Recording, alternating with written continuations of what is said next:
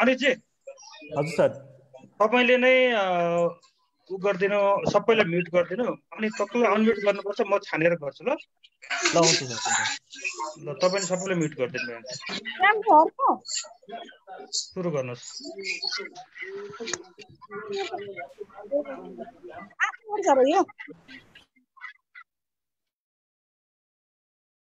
हजुर सर, अब हामी लाइभमै छौँ।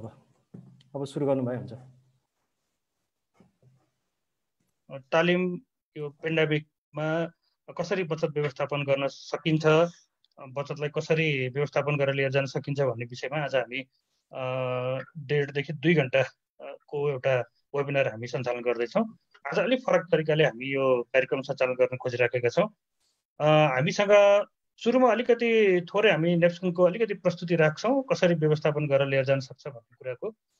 त्यसपछि आज हामीसँग 5 जना 6 जना सिओ साहबहरू हुनुहुन्छ विभिन्न साकोसहरूबाट। हामी उहाँहरूको पनि विचारहरू सुन्नेछौँ, उपायहरू सुन्नेछौँ र केही छलफल पनि आज चलाउनेछौँ। मैले यहाँहरू सबैजनालाई फेसबुक हेरिराख्नु भएको र यो प्लेटफर्ममा जुममा जोडिनु भएको सबैजनालाई हार्दिक म स्वागत गर्न चाहन्छु र कार्यक्रमलाई अगाडि बढाउने म जमर्को गर्दैछु। आज हामीसँग यो कार्यक्रममा नेपाल बचत तथा ऋण केन्द्रीय सहकारी सङ्घ नेप्सकुनका वरिष्ठ उपाध्यक्ष चन्द्रप्रसाद ढकाल सर पनि हुनुहुन्छ, तर अहिले उहाँ अन्तिममा मात्रै म बोल्छु भनेर भन्नुभएको छ। उहाँलाई हामी एकदम धेरै स्वागत गर्छौँ। त्यसपछि सङ्घका महासचिव दामोदर अधिकारी सर पनि हुनुहुन्छ, हामीसँगै हुनुहुन्छ। त्यसै गरी नेप्सकुनका नायब प्रमुख कार्यकारी अधिकृत प्रकाश पोखरेल सर पनि हामीसँगै हुनुहुन्छ। सङ्घका विभागीय प्रमुख ज्यूहरू पनि हामीसँग हुनुहुन्छ, सञ्जय सर हुनुहुन्छ, त्यसै गरी दुर्गा सर, त्यसै गरी हामीसँग गणेश सर पनि हुनुहुन्छ। र मलाई लाग्छ शिव अधिकारी सर एकछिन पछि मात्रै आउँछु भन्नुहुन्थ्यो, सायद उहाँ पनि हुनुहुन्छ कि जस्तो लाग्यो। शिव सर पनि हुनुहुन्छ र वरिष्ठ अधिकृत ज्यूहरू नेप्सकुनका र अधिकृत ज्यूहरू लगायत हाम्रो प्रविधिमा सहयोग गरिराख्ने कर्मचारीहरू पनि हामीसँगै हुनुहुन्छ आज। र अहिले मैले देखिरहेको छु 155 जना हामी यो कार्यक्रममा हामी छौँ। अहिले 155 जना बिच हामी यहाँ छलफल चलाउनेछौँ र आउने क्रम जोडिने क्रम जारी छ। मैले यहाँ आउने जति हुनुहुन्छ उहाँहरूलाई एडमिट पनि गर्दै गइराखेको छु र जतिले हेर्दै हुनुहुन्छ कृपया आज हामीसँग 500 जनासम्मलाई एकोमोडेट गर्न सक्ने हामीसँग यो सर्भिस भएको भएर यहाँहरूले पनि आफ्नो चिनजान साथीभाइहरूलाई जो सहकारीमा आबद्ध हुनुहुन्छ उहाँहरूलाई यो कार्यक्रममा आबद्ध गराउनको लागि यो जुन मेसेज पठाइदिन सक्नुहुन्छ, युजर नेम पासवर्ड आइडीहरू पठाउन सक्नुहुन्छ। मैले यति यहाँ कुरा राखेँ। अब त्यसपछि हामी धेरै लामो हामीसँग चर्चा गर्नुपर्ने अन्य विषय छैन। आज चाहिँ विशेष गरी यो पेन्डेमिकको अवस्थामा कसरी बचतको व्यवस्थापन गर्ने, अस्ति हामीले चाहिँ ऋणको कसरी व्यवस्थापन गर्ने भन्ने विषयमा अलिकति छलफल गरेका थियौँ। अब बचतको चाहिँ कसरी व्यवस्थापन गर्ने भन्ने विषयमा आज हामी चर्चा गर्छौँ। यसको लागि यो कार्यक्रमलाई अलिकति हामी थोरै केही औपचारिकता पनि हामी दिनुपर्छ र मैले यसै सिलसिलामा नेप्सकुनका नायब प्रमुख कार्यकारी अधिकृत प्रकाश सरलाई यो अहिलेको जुन यो भर्चुअल ट्रेनिङ छ यो ट्रेनिङ र को औचित्य प्रकाश पार्दै सम्पूर्ण सहभागीज्यूहरूलाई र नेप्सकुनका वरिष्ठ उपाध्यक्ष हाम्रो महासचिवज्यूहरू लगायत सम्पूर्णलाई चाहिँ स्वागत गरिदिनु हुन र आफ्ना केही भनाइहरू यो तालिम सम्बन्धी भनाइहरू राखिदिनु हुन छोटोमा मैले अनुरोध गरेँ। मैले अनम्युट पनि गर्दै। सबैलाई नमस्कार। धन्यवाद बल्लभ सर। यस नेप्सकुनको पनि विशेष गरी तालिम केन्द्रद्वारा आयोजित यो महामारीमा बचत व्यवस्थापन सम्बन्धी तालिममा यो हाम्रो जुन जुमको च्याट बक्समा पाल्नुहुने सम्पूर्ण महानुभावहरू, त्यसमा नेप्सकुनका आदरणीय वरिष्ठ उपाध्यक्षज्यू पनि हुनुहुन्छ, आदरणीय महासचिवज्यू पनि हुनुहुन्छ र अन्य र हाम्रो फेसबुक लाइभबाट पनि हेरिराख्नुभएका सम्पूर्ण सञ्चालकज्यूहरू, उपसमितिका सञ्चालकज्यूहरू र सम्पूर्ण साकोस र सहकारी कर्मीहरू र आजको विशेष गरी यो कार्यक्रममा आफ्नो अनुभव पनि सेयर गर्नको लागि जुन 6 जना हाम्रो सिओ प्रमुख कार्यकारी अधिकृतज्यूहरू हुनुहुन्छ उहाँहरू सम्पूर्णलाई पनि स्वागत गर्न चाहन्छु। र विशेष गरी यो महामारीमा नेप्सकुन एउटा अभिभावक संस्थाको रूपमा रहेको कुरा पनि यहाँहरूलाई थाहा नै छ र यो अभिभावक रहेको अवस्थामा नेप्स्कुलले हाल महामारीमा गरिरहेको केही छोटो म जानकारी पनि गराउन चाहन्छु। एउटा फोरम पनि भएकोले गर्दा विशेष गरी हामीले 2076 साल चैत्र 29 गते महामारीमा सहकारी को सेवा व्यवस्थापन सम्बन्धी 19 बुँदे मार्गदर्शन जारी गरेका थियौँ। त्यस्तै गरेर जनशक्ति तथा सुशासन व्यवस्थापनका लागि मार्गदर्शन 2077 भनेर हामीले वैशाख 11 गते पनि जारी गरेका थियौँ र त्यसमै पनि हामीले अलिकति बचत व्यवस्थापनका कुराहरूलाई केही उद्धृत पनि गरेका थियौँ र सहकारी सञ्चालनमा तरलता, बचत व्यवस्थापन र ऋण व्यवस्थापनका कुराहरूलाई पनि केही विधि मार्फत हामीले सञ्चालन गर्न सकिन्छ भनेर पनि हामीले त्यहाँ उल्लेख गरेको कुरा यहाँहरू सबैलाई अवगत नै छ र त्यसमा विशेष गरी हामीले जोखिम व्यवस्थापन कार्यदल गठन गर्नुपर्ने कुरा पनि उल्लेख गरेका थियौँ र त्यो कार्यदल गठन गरिसके पश्चात धेरै साकोसहरूले आफ्नो कार्यविधि बनाएर पनि लागू गर्नुभएको छ र त्यस पश्चात हामीले फेरि त्यो मार्गदर्शनहरूलाई अझ सहज बनाउनको निमित्त हामीले जनशक्ति तथा सुशासन व्यवस्थापनको लागि पनि मार्गनिर्देशन जारी गरेका थियौँ र त्योदेखि पछाडि फेरि महामारीमा सहकारी सञ्चालन व्यवस्थापन सम्बन्धी निर्देशिकै तयार गरेर यहाँहरू समक्ष पनि दिएका थियौँ र त्यो मोडलको रूपमा र त्यसपछि हामीले फेरि यो भर्चुअल मिटिङ पनि गरिराख्नुपर्ने भौतिक रूपमा उपस्थित हुन नसक्ने अवस्था रहेकोले गर्दा भर्चुअल मिटिङ सम्बन्धी निर्देशिकाहरू पनि यहाँहरूलाई सहजताको लागि हामीले जारी गरेका थियौँ र त्यसको बेसमा पनि हामीले गरिरहेका सम्पूर्ण यो भर्चुअल मिटिङहरूलाई संस्थागत रूपमा अगाडि लानुपर्ने अवस्था पनि आइरहेछ किनभने महामारीमा हामी भौतिक रूपले उपस्थित हुन नसकेको अवस्था पनि छ। त्यस्तै गरेर हामीले यो महामारीमा चाहिँ विशेष गरी वित्तीय साक्षरता, त्यसमा पनि बचत र आकस्मिक ऋणको परिचालन चाहिँ अलिक मुख्य र विशेष गरी बचत व्यवस्थापन अथवा बचत चाहिँ हाम्रो साकोसको मेरुदण्डको रूपमा रहेकोले यसलाई कसरी व्यवस्थित गर्ने भन्ने सन्दर्भमा पनि यो बेलामा महामारीमा चाहिँ सम्पूर्ण साकोसहरूले यो कुराहरू आवश्यक भइरहेको विभिन्न मिडियाबाट अथवा विभिन्न हाम्रो यो सञ्चार माध्यमबाट चाहिँ हामीलाई जानकारी भएअनुसार हामीले यो सम्बन्धी कोर्सहरू अथवा यो सम्बन्धी कुराहरू पनि छलफल चलाउनुपर्छ र कसरी गर्दाखेरि चाहिँ राम्रो हुन्छ भनेर यो कुरा पनि हामीले आज विशेष चर्चा गर्छौँ र यसमा चाहिँ अघि मैले पनि भने यसमा विशेष गरी सञ्चारको भूमिका कस्तो हुन्छ हामीले P2P को कुराहरू पनि गरेका थियौँ। त्यसरी रिमोट चेक पेमेन्टको कुराहरू पनि विधिको रूपमा गरेका थियौँ र अर्को चाहिँ हामीले ड्रप बक्स चाहिँ विशेष गरी अहिलेको अवस्थामा साकोसहरूले र विशेष गरी जो लघु वित्तको मोडलबाट हाम्रो सहकारी सञ्चालनमा रहिराख्नु भएको छ उहाँहरूको लागि पनि एकदमै उपयुक्त भइरहेको कुरा पनि मैले बुझेँ। मैले हिजो मात्र एकजना बङ्गलादेशको साथीसँग पनि कुरा गर्दाखेरि उहाँहरूले त्यो ड्रप बक्सकै मोडलमा चाहिँ जुन हाम्रो लघु वित्तको केन्द्र हुन्छ त्यो केन्द्रको एकजनालाई अथवा केन्द्र प्रमुखलाई जिम्मेवारी दिएर उहाँले केन्द्र प्रमुखले नै त्यहाँको बचत सङ्कलन गर्ने र त्यसलाई व्यवस्थित रूपमा सम्बन्धित सहकारी समक्ष पुर्याउने अथवा सहकारीको व्यवस्थापक अथवा कर्मचारीलाई चाहिँ त्यो ह्यान्डओभर गर्ने खालको प्रक्रियाहरू पनि गरिराख्नु भएको कुरा बुझेर यो ड्रप बक्स अहिलेको लागि महत्त्वपूर्ण पनि हुनसक्छ र त्यस्तै गरेर अर्को चाहिँ यो डोर स्टेप जुन हाम्रो सिस्टम छ अथवा सुरक्षित घर दैलो कार्यक्रम पनि प्रभावकारी हुनसक्छ र विशेष गरी यो त आजको छलफलमा हामीले बचत व्यवस्थापन कसरी गर्ने भन्ने सन्दर्भमा चाहिँ अब हाम्रो तरलता व्यवस्थापन पनि योसँग जोडिन्छ। अब हामीले अस्ति पनि भनिरहेको थियौँ ऋण लगानीको केही सीमाहरू तोक्नुपर्छ होला, बचत विथड्र गर्दा पनि केही सीमाहरू तोक्नुपर्छ होला। त्यस्तै गरेर हामीले बचत जस्तै सहकारीमा बाहिर रेमिटेन्सबाट पनि केही पैसाहरू अझै पनि आइरहेको छ। त्यो रेमिटेन्समा आएको सम्पूर्ण पैसाहरू विथड्र गर्ने भन्दा पनि केही सर्टेन एमाउन्ट खातामै मेन्टेन गर्ने अथवा जसको खाता छैन उहाँलाई फेरि सेयर सदस्य बनाएर त्यो पनि मेन्टेन गर्न लगायो भने पनि बचत केही हदसम्म चाहिँ जम्मा हुन सक्छ हाम्रो यो सहकारीमा। यो खालको कुराहरू पनि सायद आउँछ होला र हामीले प्राथमिक पुँजी कोषको 5% नबढ्ने गरी र तरलता पनि कम्तीमा पनि 25% कायम रहने गरी चाहिँ ऋण लगानी गर्नुपर्ने कुराहरू पनि हामीले जुन मार्गदर्शनमा राखेको थियौँ यो कुराहरूले कार्यान्वयन गर्न सक्यौँ भने पनि हामीलाई बचत व्यवस्थापनमा केही सरलता आउन सक्ला।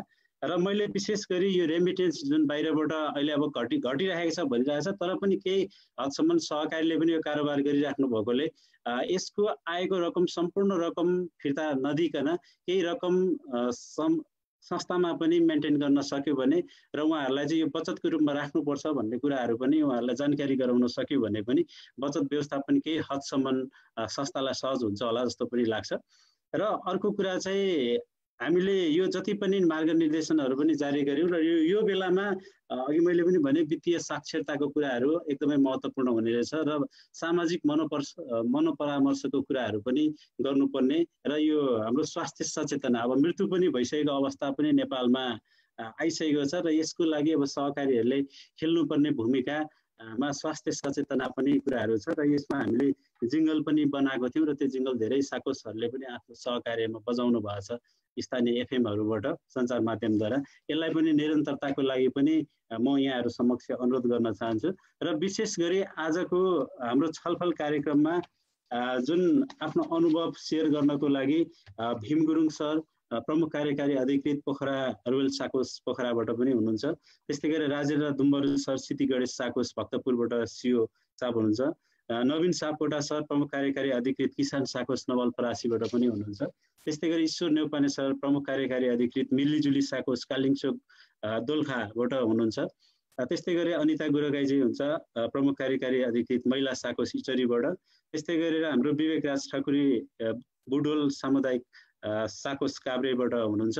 उहाँहरूलाई पनि विशेष स्वागत पनि गर्न चाहन्छु र उहाँहरूको गर्दै गरेको बचतसँग सम्बन्धित गर्दै गरेको अनुभव र अब आगामी दिनमा कसरी यो बचत सञ्चालन गर्दा उपयुक्त होला भन्ने कुराहरूको पनि यो आजको सेसनबाट चाहिँ हामी निष्कर्ष निकाल्न सक्छौँ भन्ने पनि अपेक्षा पनि राख्दछु र यो जुम च्याट बक्समा र हाम्रो नेप्सकुनको तालिम केन्द्रको लाइभबाट जोडिनुहुने समस्त सहकारी कर्मी सम्पूर्ण महानुभावजीहरू र नेप्सकुनका सञ्चालकज्यूहरू र सम्पूर्णलाई धेरै हार्दिक स्वागत पनि गर्न चाहन्छु र यस्ता खालका कार्यक्रमहरू नेप्सकुन गार्जियन भएको हिसाबले र अभिभावकत्वको भूमिकामा रहेकोले गर्दा कस्ता खालका तालिमहरू अथवा कस्ता खालका कार्यक्रमहरू पनि गर्न उपयुक्त छ यसको सुझावहरू पनि हामीलाई दिनुहुन्छ होला भन्ने अपेक्षा पनि राख्दै सम्पूर्ण यो आजको कार्यक्रममा जोडिनुहुने सम्पूर्ण महानुभावहरूलाई हार्दिक स्वागत गर्दै अहिलेलाई मेरो तर्फबाट यहाँ बिदा लिन चाहन्छु र फेरि पनि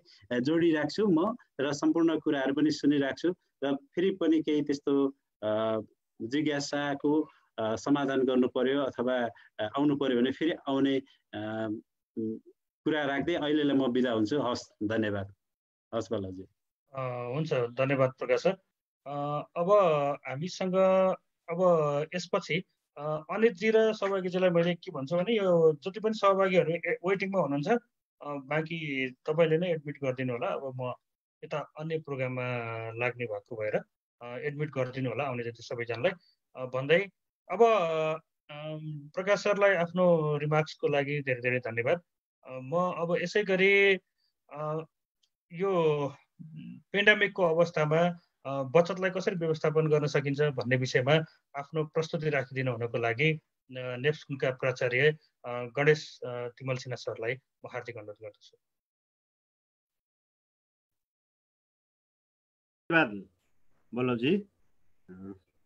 सर्वप्रथम यस जुम च्याट बक्स लगायत हाम्रो फेसबुक लाइभमा जोडिनु भएका सम्पूर्ण सहभागी सहकारी मित्रहरू, व्यवस्थापनका साथीहरू, सहकारी व्यवस्थापनका साथीहरू, सहकारी सञ्चालक समितिका साथीहरू, नेप्सकुनका आदरणीय वरिष्ठ उपाध्यक्षज्यू, महासचिवज्यू लगायत मैले यहाँ नाम नलिया नि हुन सक्छु, अरू पनि जोडिरहनु भयो होला।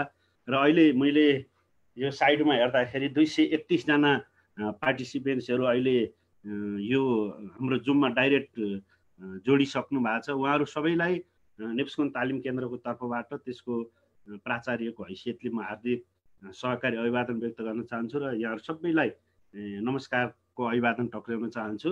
र अघि न स्वागतकै क्रममा धेरै कुराहरू हाम्रो नायब प्रमुख कार्यकारी अधिकृत डिसिओ सरले, प्रकाश सरले राखिसक्नु भएको छ र हामी अहिले विश्व यो महामारीको कोभिड-19 को कारणले एउटा अत्यन्त सङ्कटग्रस्त अवस्थामा पुगेको छ। वित्तीय अवस्था सङ्कटग्रस्त भएको छ। हरेक क्षेत्र, तह र तबका अहिले प्रभावित भएको छ। विश्वको आधाभन्दा बढी जनसङ्ख्या डाइरेक्ट प्रभावित भएको छ भने अरू अप्रत्यक्ष रूपमा पनि प्रभावित भएका छन्। वित्तीय कारोबारहरू ठप्प भइरहेको छ धेरै ठाउँहरूमा, हामी कहाँ पनि थोरै थोरै भएको छ।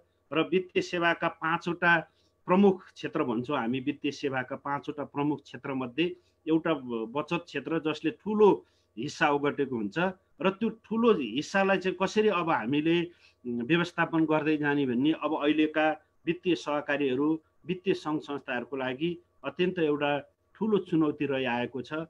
तसर्थ त्यसलाई कसरी हामीले गर्न सक्छौँ भन्ने सन्दर्भमा थोरै नेप्स्कुन तालिम केन्द्रले यहाँहरूलाई आज त्यही विषयमा सामान्य जानकारी गरौँ, छलफल गरौँ भन्ने सन्दर्भमा हामीले थोरै एउटा स्लाइड बनाएको छ नेप्स्कुन तालिम केन्द्रले। त्यसमा सबै कुराहरू नपरे नि हुनसक्छ, यहाँहरू धेरै लामो समयदेखि सहकारी अभियानमा हुनुहुन्छ, व्यवस्थापनमा हुनुहुन्छ। यद्यपि हामीले देखेको अहिलेको प्रमुख कुराहरू के हो त, कसरी बचतलाई व्यवस्थापन गर्न सकिन्छ भन्ने कुराहरू हामीलाई लागेका कुराहरू हामीले यहाँ चाहिँ त्यही 17-18वटा स्लाइडमा मैले यहाँ प्रस्तुतिकरण गर्नेछु। र बाँकी यहाँहरूले नै अब अरू जिज्ञासाका सन्दर्भमा पनि यहाँहरू जोडिनु हुनेछ। त्यसै गरी यहाँहरूले अरू चाहिँ यो च्याट बक्समा पनि यो यहाँहरूले धेरै कुराहरू यो जुम ग्रुप च्याटमा पनि लेखिरहनु भएको छ, त्यसलाई पनि हामीले सम्बोधन गर्दै अगाडि बढ्नेछौँ भन्दै म आफ्नो विषयवस्तुतर्फ म यहाँहरू सबैको चाहिँ ध्यानाकर्षण गर्न चाहन्छु। मलाई यो होस्टलाई म अनुरोध गर्दछु, मैले यो स्क्रिन सेयरिङ गर्ने अप्सन मलाई खुल्ला गरिदिनको निमित्त मैले होस्टलाई अनुरोध गर्न चाहन्छु। प्लिज बल्लभजी। अनितजी हस् हस् आइसक्यो सर। उहाँले गर्नुहुन्छ सर। गर्न मिल्छ हजुरले। हस् हस्, धन्यवाद अनितजी। र अब मैले अघि नै भनिसकेँ, यो बन्दाबन्दीमा बचत व्यवस्थापन गर्ने सम्बन्धमा यो भर्चुअल तालिम यो पहिलो अनुभव पनि रहेको छ नेप्स्कुनको हकमा। हामीले यो भर्चुअल तालिमहरू गरेका छैनौँ, तर योभन्दा अगाडि हामीले सुरुमा हाम्रो अध्यक्षज्यू सिओ सरले पनि प्रस्तुत गर्नुभएको थियो यो सदस्य सुरक्षा सिद्धान्त सम्बन्धी व्यवहारिक पक्षहरू, र दोस्रो हामीले ऋण व्यवस्थापन गऱ्यौँ, र आज यो तेस्रो यो तालिम केन्द्रबाट तेस्रो कार्यक्रमको रूपमा यो रहेको छ। यति मात्रै नभइकन हामीले विभिन्न फ्लिप्सहरू चार्टहरू बनाएका छौँ, रेडियो जिङ्गलहरू बनाएका छौँ, र यी कुराहरूलाई चाहिँ अब क्रमसँग हामीले कसरी चाहिँ संस्थाहरूलाई चाहिँ जीवन्त राख्न सक्छौँ, संस्थाहरूसँगको सम्बन्धलाई कसरी जीवन्त राख्न सक्छौँ, र संस्थाले सदस्यहरूसँगको सम्बन्धलाई कसरी जीवन्त राख्न सक्छ भन्ने सन्दर्भमै हामीले यी कामहरू गरिरहेका छौँ। तसर्थ साथीहरूलाई यहाँ जोडिन पनि अरू धेरै साथीहरूले पनि यहाँ खोजिरहनु भएको छ। मैले होस्ट साथीहरूलाई अनुरोध गर्छु, उहाँहरूलाई एडमिट गरिदिनु होला। उहाँले वेटिङ रुममा सी वेटिङ रुम भनिरहनु भएको छ। यो अनुरोध गर्दै अब यो बन्दाबन्दीमा बचत व्यवस्थापन सम्बन्धी सर्वप्रथम हामीले यो सदस्य शिक्षाका कुराहरूलाई चाहिँ जोड्नको निमित्त मैले यहाँहरूलाई हार्दिक अनुरोध गर्न चाहन्छु। सदस्य शिक्षा यो अब बचत व्यवस्थापनको कुरामा सदस्य शिक्षा हामी सहकारीले अनवरत शिक्षा भन्ने हामीले चाहिँ यहाँहरूलाई थाहा छ। हामी सिद्धान्त सहकारीको सिद्धान्त मध्ये सबभन्दा हामीले महत्त्वपूर्ण शिक्षाको चाहिँ सिद्धान्तको रूपमा पनि लिइरहेका छौँ सदस्य शिक्षा भनेको। र यो अहिलेको पेन्डामिकको अवस्थामा सबभन्दा पहिला कुरो स्वास्थ्य सतर्कता कसरी रहने, हामीले के हाम्रो स्वास्थ्यको हेरचाहको लागि के गर्नुपर्छ, अनि राज्यले दिएका निर्देशनहरू स्वास्थ्य सम्बन्धी निर्देशनहरू कसरी पालना गर्नुपर्छ, र सबै क्षेत्रमा पहुँच राज्यले सबै क्षेत्रमा पुग्न नसकेको अवस्थामा हामीले हाम्रा सदस्यहरूलाई सतर्कता अपनाउनको निमित्त चाहिँ पहिलो कर्तव्य चाहिँ त्यो रहने हुनाले संस्थाले यो व्यवस्थापन सन्दर्भमा सँगसँगै यो स्वास्थ्य सतर्कताका कुराहरूलाई पनि अगाडि बढाउनुपर्छ। त्यति नभई वित्तीय साक्षरताका कुराहरू, पारिवारिक बजेट बनाउने कुराहरू, अब हिजोको जुन अवस्थामा हामीले खर्च गरिरहेका थियौँ, हिजोको जुन अवस्थामा हाम्रो आम्दानी भइरहेको थियो भने अब अहिले हाम्रा खर्चका सीमाहरू बढेका छन्, हाम्रा आम्दानीहरू खुम्चिरहेका छन्। हामीले हाम्रा परिवारलाई चाहिँ आर्थिक रूपमा मिलाएर लैजानु पर्ने अवस्था छ। हाम्रा चाहिँ ऋणका कुराहरूलाई कसरी मिलाएर लैजाने, हाम्रा बचतका कुराहरू के कस्तो अवस्थामा छन् भनेर त्यो पारिवारिक बजेट बनाउने कुराहरू, परिवारलाई खर्च गर्ने कुराहरूलाई सिकाउने सन्दर्भमा पनि संस्थाले अब एउटा यो बचतसँग जोडेर वित्तीय साक्षरताको कार्यक्रमहरू सञ्चालन गर्नुपर्छ भन्ने हामीलाई लागेको छ। त्यसै गरी अब भर्चुअल सदस्य शिक्षा कार्यक्रम भनिसकेपछि जसरी हामीले संस्थाहरूलाई यसरी चाहिँ भर्चुअल शिक्षाका कार्यक्रमहरू सञ्चालन गरिरहेका छौँ। त्यसैगरी विभिन्न माध्यमबाट अब अहिले यो डिजिटल जमानामा संस्थाले पनि एउटा सदस्यहरूलाई भर्चुअल शिक्षा कार्यक्रम लिएर अगाडि बढ्दाखेरि उपयुक्त हुने भन्ने हामीले ठम्ब्याइरहेको छ। त्यसै गरी दोस्रोमा हामीले बचतको सुरक्षा, अब कतिपय सदस्यहरूलाई हाम्रो बचतै फिर्ता नहुने हो कि अब हामीले बचतको सीमा तोकेका हुन्छौँ, बचतको एक दिनमा योभन्दा बढी बचत नगर्ने के अरे फिर्ता नगर्ने भन्ने हुनाले अनि दोस्रो काममा चाहिँ हाम्रो विश्वास दिलाउने काम एउटा बचत व्यवस्थापनका सन्दर्भमा हाम्रा सदस्यहरूलाई यो बचतको ग्यारेन्टी गराउने काम। तपाईँहरूको बचत हामीसँग सुरक्षित छ है, तपाईँहरूलाई अहिले कसैका धेरै ठुलो एमाउन्टमा बचत हुनसक्छ, कसैका फिक्स डिपोजिटहरू रहिरहेको हुनसक्छ भनेपछि यी सन्दर्भहरूमा पनि बचतको सुरक्षाको ग्यारेन्टी गर्ने काम पनि संस्थाले गर्नुपर्ने हुन्छ।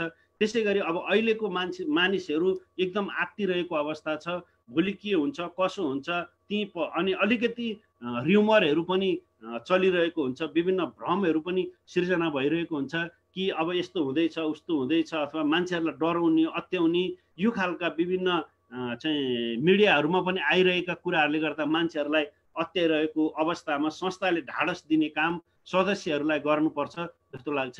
त्यसले पनि संस्थाको र सदस्यहरूसँग जीवन्त सम्बन्ध राख्नको लागि सहयोग पुर्याउँछ भन्ने हामीलाई लागेको छ।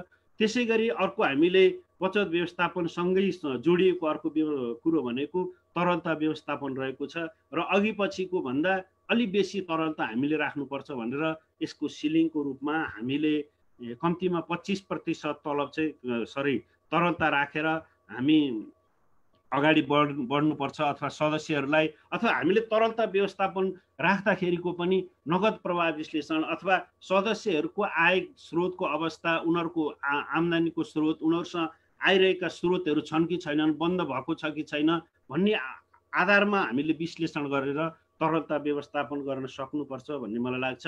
त्यसै गरी हामीले वित्तीय स्थिरता कसरी कायम गर्न सक्छौँ भन्ने सन्दर्भमा पनि हामीले बचत व्यवस्थापनसँग जोडिएको अर्को महत्त्वपूर्ण विषय रहेको म यहाँहरूलाई जानकारी गराउन चाहन्छु।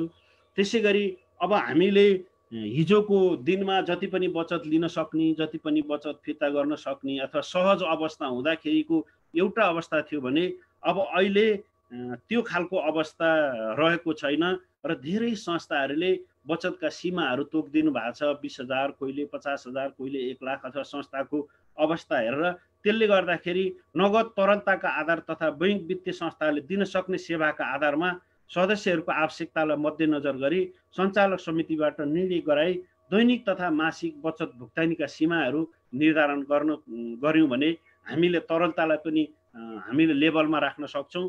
त्यसै गरी हामीले हाम्रा चाहिँ बचतलाई एकैचोटि विथड्र भएर भोलि तरलता समस्या आउन सक्ने अवस्थालाई पनि हामीले त्यसले कन्ट्रोल गर्न सक्छौँ भन्ने हुनाले बचतका भुक्तानी गर्दाखेरि यहाँले एउटा सीमा निर्धारण गर्नुभयो भनेदेखि चाहिँ त्यसले अवश्य पनि हामीलाई बचत व्यवस्थापन गर्नलाई नि सहज हुन्छ। र त्यसै गरी अर्को हामीले अहिले हुन त मैले यो संस्था सञ्चालन समय हेरफेरको सन्दर्भमा कुरा गर्दा चाहिँ जिल्ला अनुसार, क्षेत्र अनुसार, स्थानीय तह अनुसार अहिले समय फरक समयहरूमा चाहिँ व्यवस्था गरिरहेको मैले देख्छु। कतिपय संस्थाहरूले बिहानै खुल्ने, कतिपय 8 बजेदेखि खुलेका संस्थाहरू, कोही 11 बजेदेखि खुलेका संस्थाहरू छन्, कोही 1 बजेदेखि। अब यो चाहिँ स्थानीय प्रशासनको निर्देशनमा उनीहरूले कसरी खोल्ने भनेको छ, त्यसैका आधारमा चाहिँ यो संस्था एउटा निर्णय गराएर, सञ्चालक समितिको निर्णय गराएर संस्था सञ्चालनको समय हेरफेर गरेर पनि हामीले बचतलाई व्यवस्थापन गर्न सक्छौँ भन्ने मैले यहाँहरूलाई अनुरोध गर्न चाहेँ।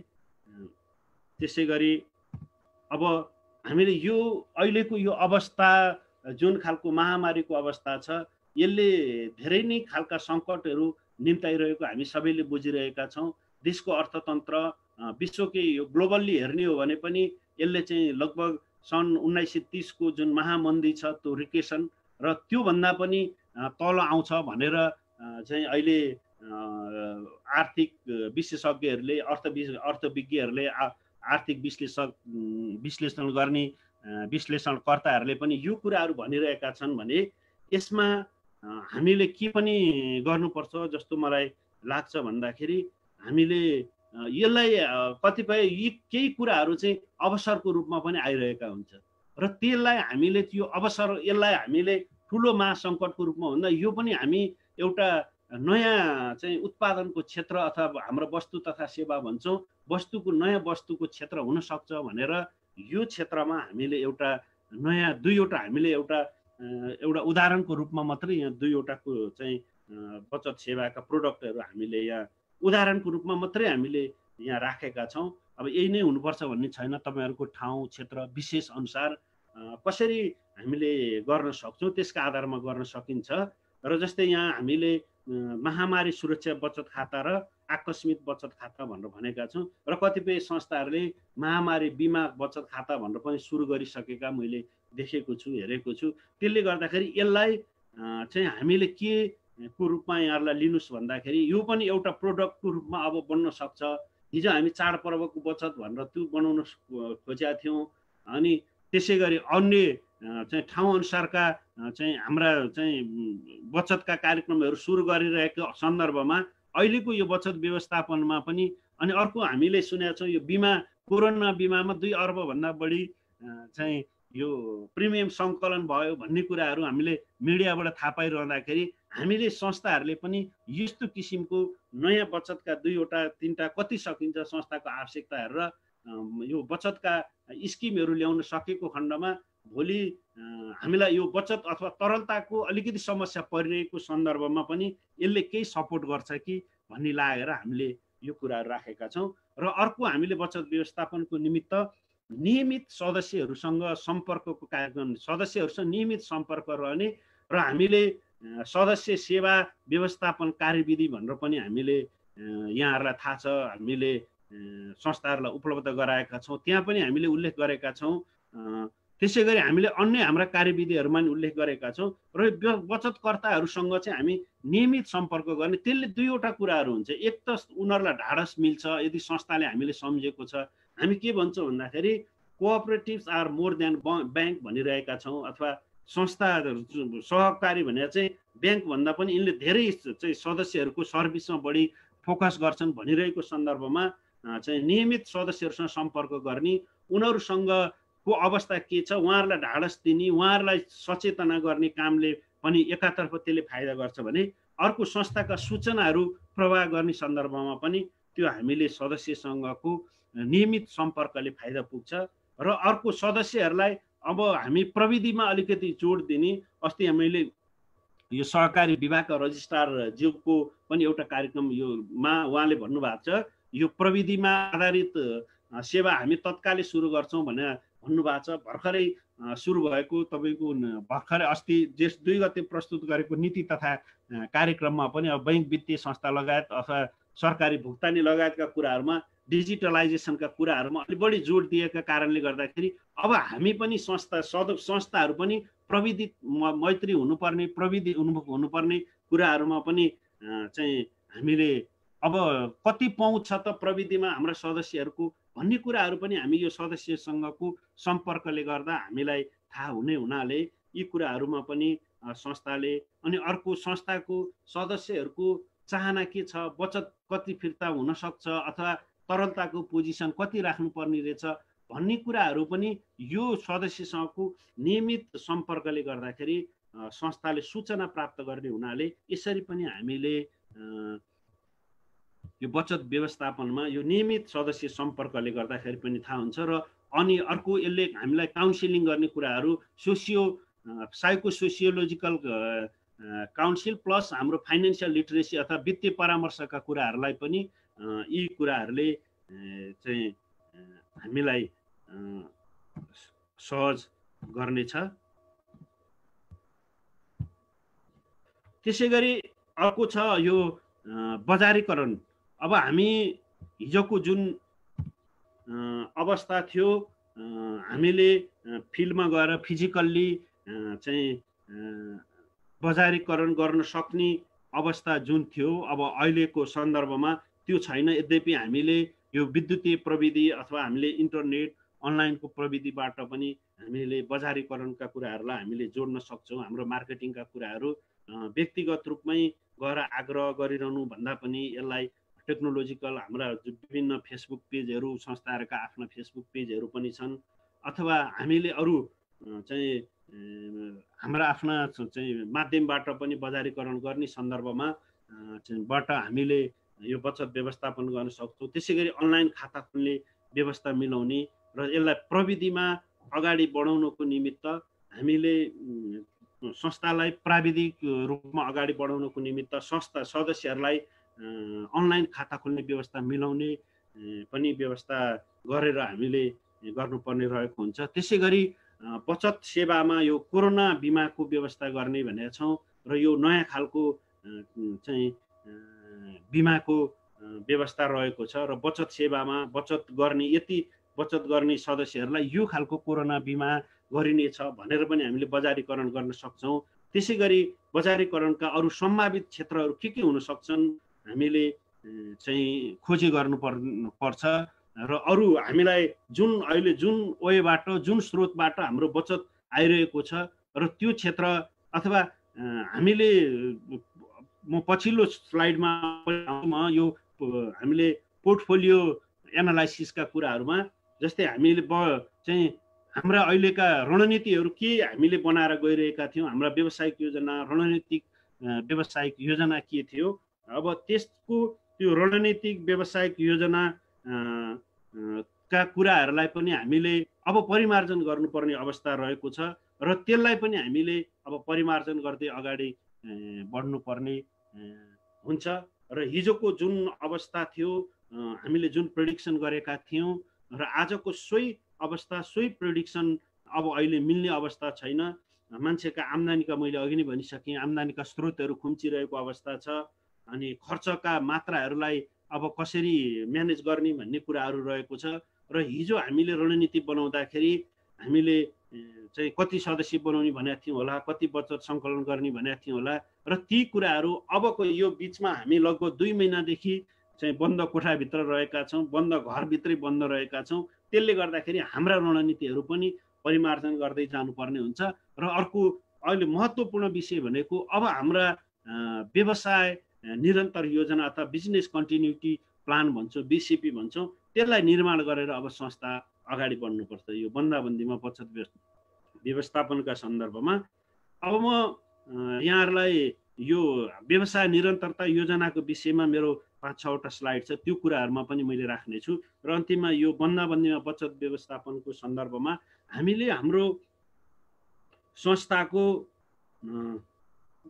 वित्तीय सन्तुलन कायम गर्नको निमित्त चाहिँ मैले केही कुराहरूको यहाँ सुझावहरू पनि राखेको छु। हुन त यहाँहरूलाई धेरै कुराहरू गरेर पनि राख्नु भयो होला, यद्यपि मैले यहाँ पोर्टफोलियो विश्लेषण गरेर अगाडि बढ्न सकेमा अथवा हाम्रो रेसियो एनालाइसिस गरेर हामीले हुन त पल्सबाट पल्स रेटिङ एनालाइसिस पल्स रेसियोबाट पनि हामीले एनालाइसिस गरेका हुन्छौँ र ती कुराहरू अहिले कतिपय नमिल्न पनि सक्छन्। यद्यपि हामीले मूलभूत कुराहरू यी कुराहरूलाई चाहिँ लिएर हामी अगाडि बढ्न सकेको खण्डमा हाम्रा यी खालका समस्याहरू भोलि बचत व्यवस्थापन गर्ने सन्दर्भमा त्यस्ता खालका समस्याहरू पर्दैनन् भनेर हामीले केही सुझावहरू संस्थामा यो बचत व्यवस्थापनका सन्दर्भमा पनि मैले यहाँ केही चाहिँ टिप्सहरू यहाँ राखेको छु। जस्तै बचत सेवामा 40% लक्षित सदस्यको सहभागिताको कुराहरू मैले यहाँ राखेको छु र यो 6% भन्दा यो स्प्रेड रेट त यहाँहरूले अब यो एउटा यो चाहिँ कम्प्लायन्स अथवा यो कानुनी नै चाहिँ यो अवस्था अथवा तोकेकै छ हाम्रो ऐनमै। अब त्यसै गरी संस्थाको अर्को महत्त्वपूर्ण कुरा संस्थाको कार्यक्षेत्रको कम्तीमा 30% घरधुरीलाई संस्थामा सहभागी गराउने भन्ने सन्दर्भमा पनि हामीले यो वित्तीय सन्तुलन कायम गर्नलाई जति धेरै सदस्यहरू हुनुभयो, जति धेरै स्क्याटर्ड हुन सक्नुभयो अनि जति धेरै मान्छेका बचतहरू एभरेज सेभिङहरू कम हुँदै गयो, त्यसले गर्दाखेरि हामीलाई हाम्रो वित्तीय सन्तुलन कायम गर्नको लागि यसले सहयोग पुर्याउँछ र त्यसै गरी हामीले बचत अथवा निक्षेप र प्राथमिक पुँजी कोषको अनुपात 15:1 हुनुपर्छ भनेको छौँ अथवा यो ऐनले भनेको छ हाम्रो सेयरको 15 गुणासम्म मात्रै बचत सङ्कलन गर्न पाइने भनेको छ। यो कुराहरूमा यहाँहरू जानकारी नै हुनुहुन्छ र त्यसै गरी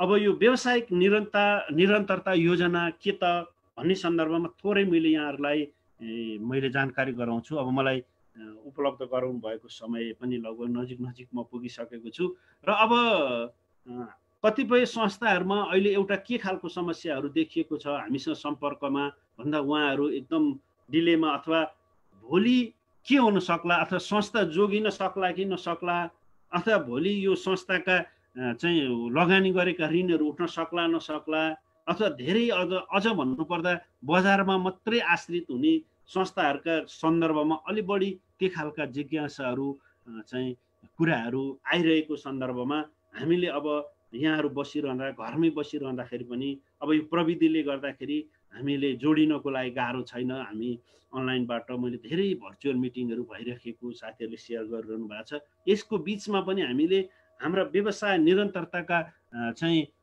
योजनाहरू बनाउनको निमित्त पनि म चाहिँ संस्थाहरूलाई हार्दिक आग्रह एवं अनुरोध गर्न चाहन्छु।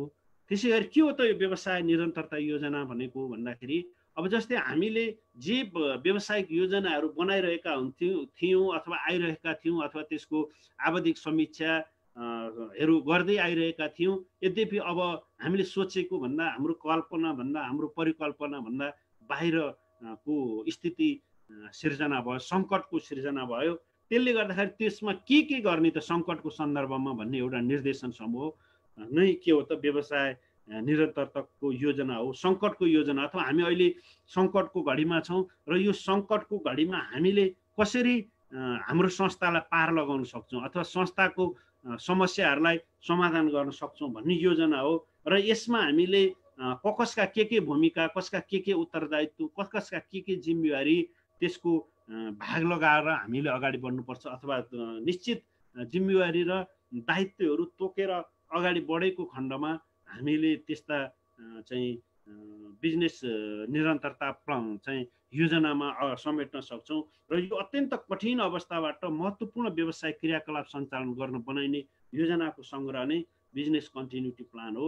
हामी जुन बाटो हिँडिरहेका थियौँ एउटा सोझो सरल रेखामा हिँड्दाखेरि हामी एक ठाउँमा यस्तो ठाउँमा पुग्यौँ जहाँ चाहिँ एकदम अत्यन्त अप्ठ्यारो बाटोमा पुगिसकेछौँ। अब त्यहाँबाट उम्किने के हो त भन्ने विषयमा पनि यो व्यावसायिक चाहिँ व्यवसाय निरन्तरता योजना हो।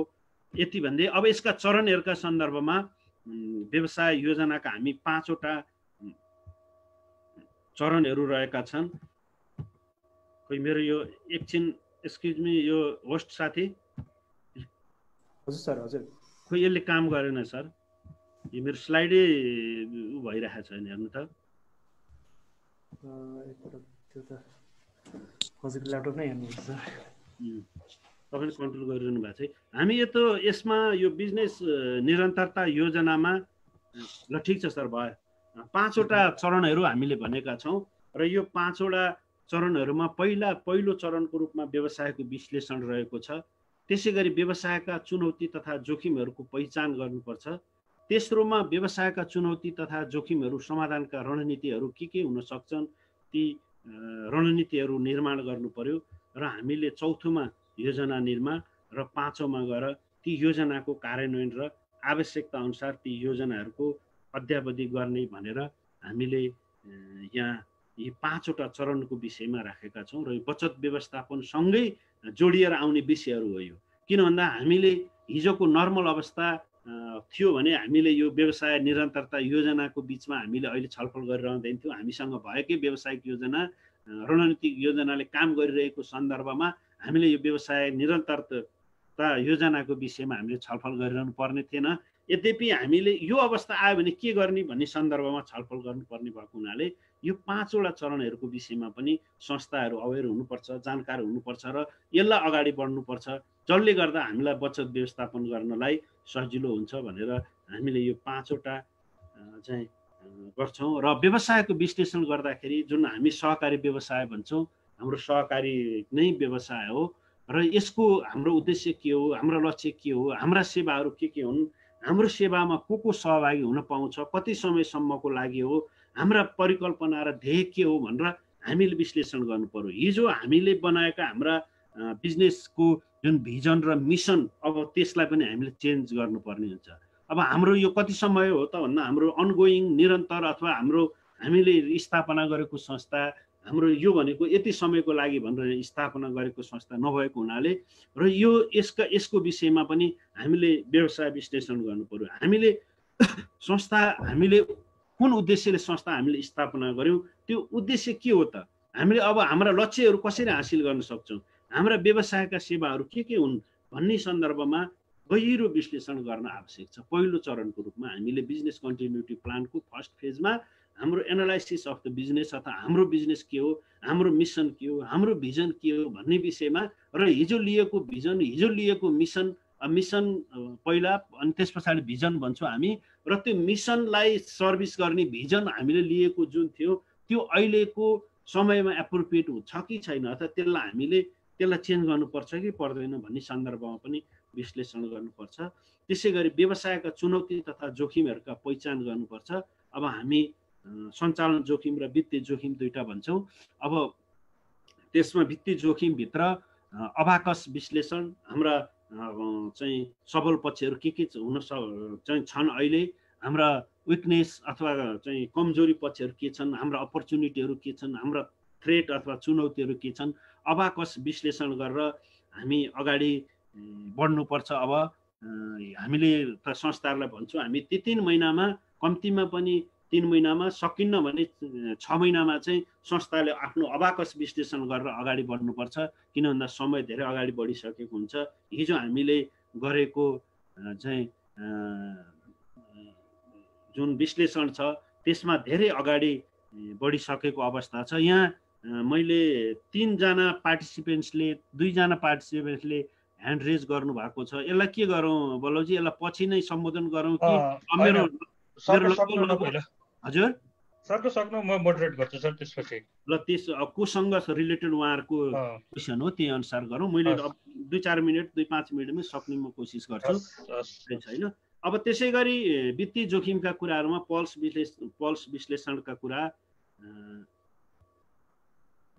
घनश्याम श्रेष्ठ हैन सर जानुभयो हुन्छ, म यहाँ मैले गर्छु सर, मोडरेट गर्छु। र अर्को व्यावसायिक जोखिममा हाम्रा ऋण जोखिमहरू, ऋणका कति चाहिँ हाम्रो कस्तो क्षेत्रहरूमा ऋण हामीले लगानी गरेका छौँ।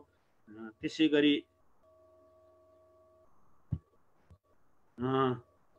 गरी सञ्चालन जोखिम, नियमन जोखिम, यी जोखिमहरूका यो Ghanshyam Shrestha is requesting remote control of your screen भनिरहनु भएको छ। यसलाई हटाइदिनु न सौभाग्यजी। घनश्यामजीले के गर्नुभयो? मेरोमा रिमोट कन्ट्रोल खोजिरहनु भएको छ क्या मेरो। घनश्यामजी त्यो नाम चेन्ज गर्न खोज्नु भएको, अहिले छोडिदिनुहोस्, हामी पछि गरौँ ल। हुन्छ सर, जानु न अगाडि।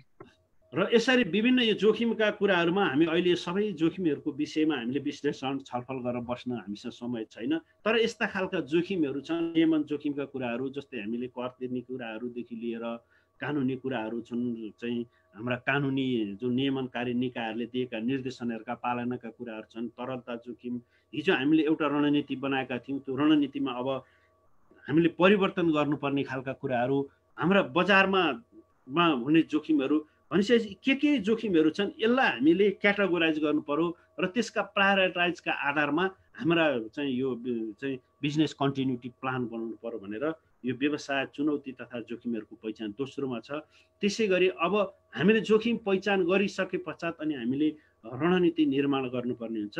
रणनीति निर्माण गर्ने सन्दर्भमा हामीले के गर्ने, कसले गर्ने, कहिले गर्ने, किन गर्ने, कहिले गर्ने भन्ने जस्ता यी क्वेसनहरू रणनीतिमा विशेष गरी 3वटा क्वेसन, के, कहिले, कसरी भन्ने जुन सन्दर्भमा यी कुराहरूमा पनि हामीले समाधानका यी अल्पकालीन हुन सक्छन् अथवा कति समयको लागि हो भनेर रणनीति निर्माण गरेर अगाडि बढ्नुपर्छ। त्यसै गरी योजना निर्माण भनिसकेपछि अब हामीले योजना निर्माणका केही यो 5वटा हामीले यो क्रियाकलाप अथवा जोखिमका यी 5वटा एरियाहरू हामीले यहाँ राखिदिएका छौँ। हामीले अहिले गरिरहेको अभ्यास र के हुनसक्छ त हाम्रो वैकल्पिक योजनाहरू भन्ने सन्दर्भमा पनि क्रमशः यहाँहरूले आफ्ना योजनाहरू बनाउनुपर्छ।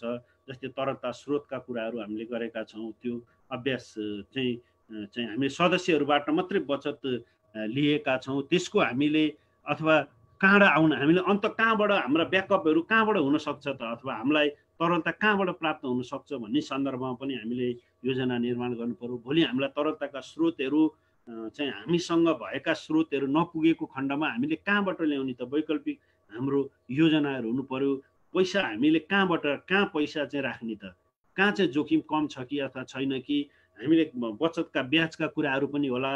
त्यस पछाडि गएर हामीले विथड्र गर्दाखेरि प्राप्त गर्न सकिने नसकिनेका कुराहरू पनि होला। हाम्रा भल्ट काउन्टर, हाम्रा बिमाहरूका समय सीमा सकिसकेका छन् कि छैनन्, हाम्रा सफ्टवेयरको के छ अवस्था।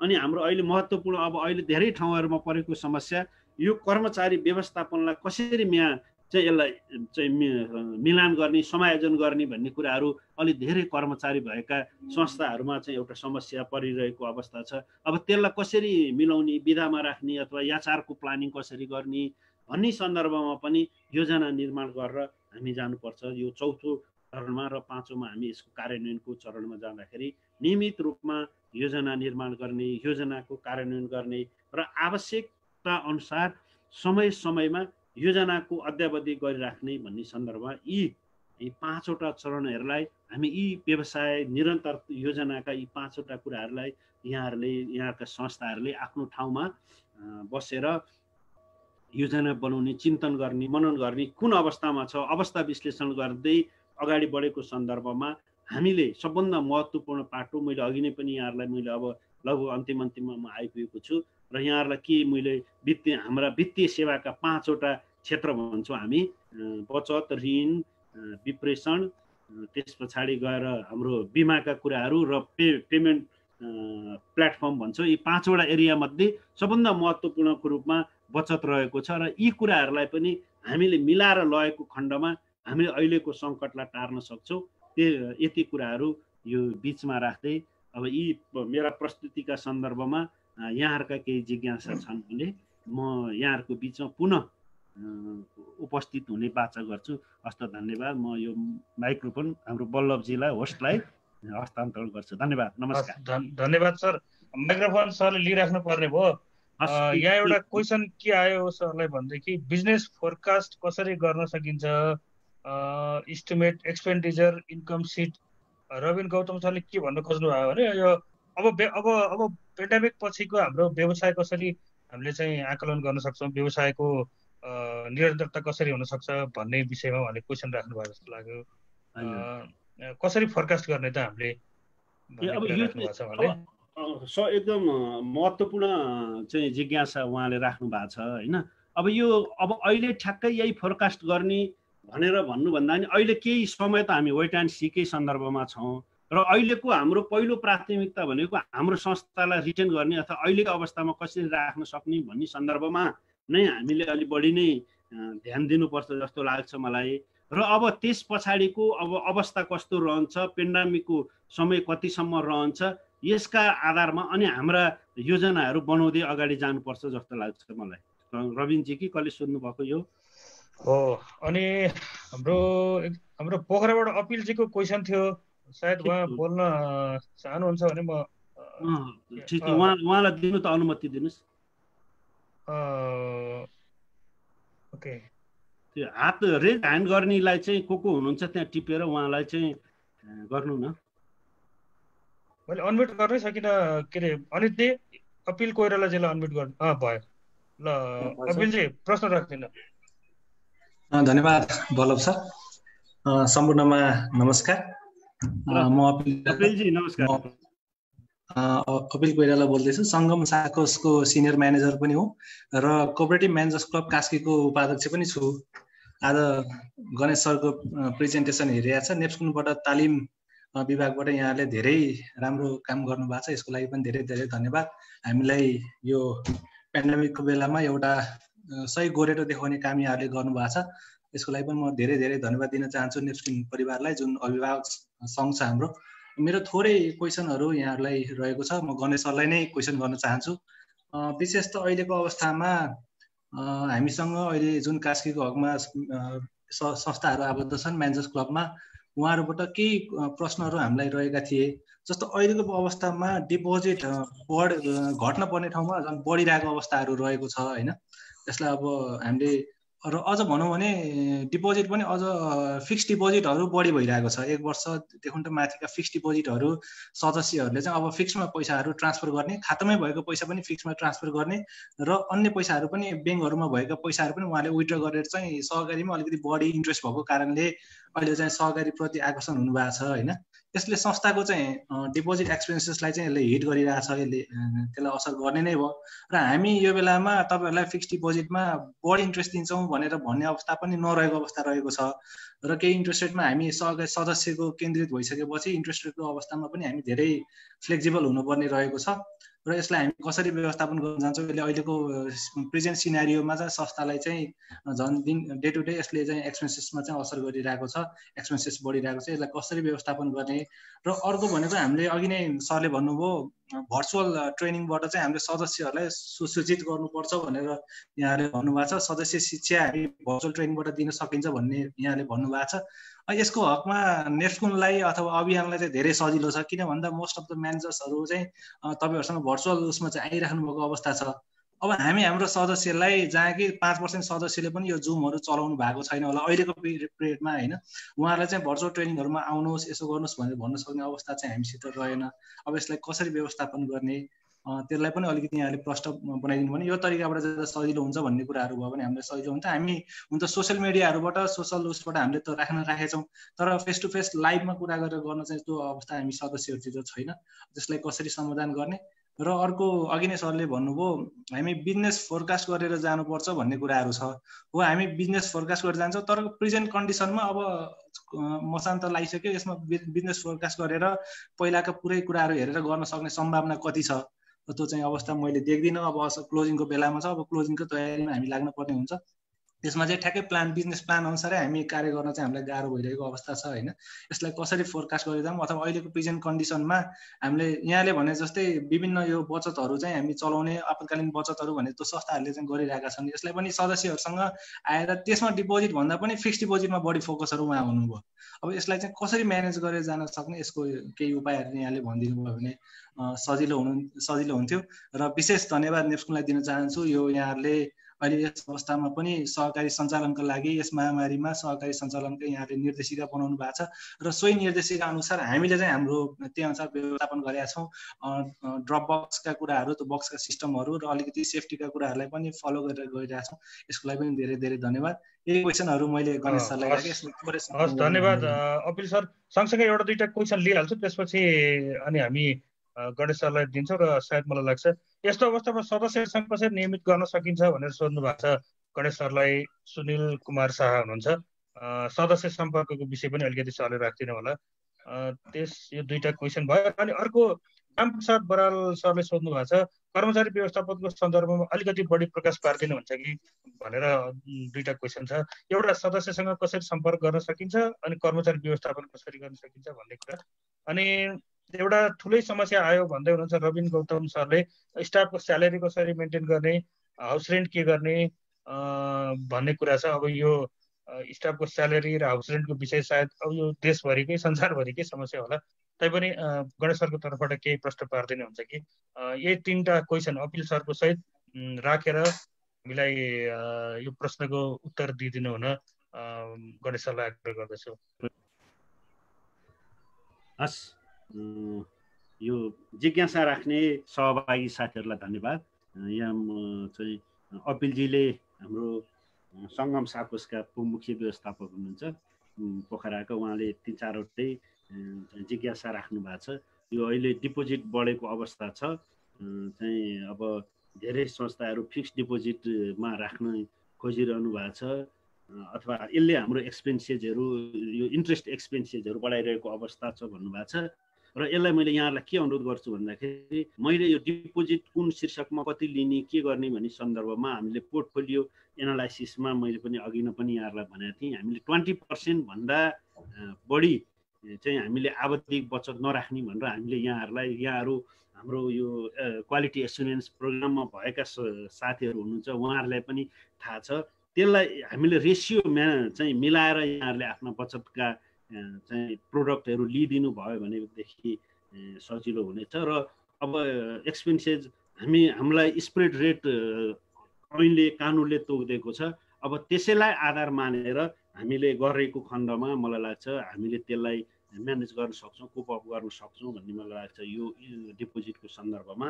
अनि अर्को उहाँहरूको जिज्ञासा, हामी अब नेप्सकुन र संस्थाहरू बिच त भर्चुअल ट्रेनिङ चलाउन सजिलो छ, धेरै संस्थाहरू चाहिँ त्यो टेक्नो फ्रेन्डली डिजिटल्ली फ्रेन्डली हुनुहुन्छ, हामी संस्था सदस्यहरूसँग कसरी गर्ने भन्ने खालको उहाँको जिज्ञासा छ। हाम्रो 5% पनि हुनुहुन्न यो चाहिँ प्रयोग गर्ने भन्नुभएको छ। मैले यसलाई के भन्छु भन्दाखेरि यो त अवसर हो तपाईँहरूको, अब संस्थाका सदस्यहरूलाई टेक्नो फ्रेन्डली बनाउने अवसर हो।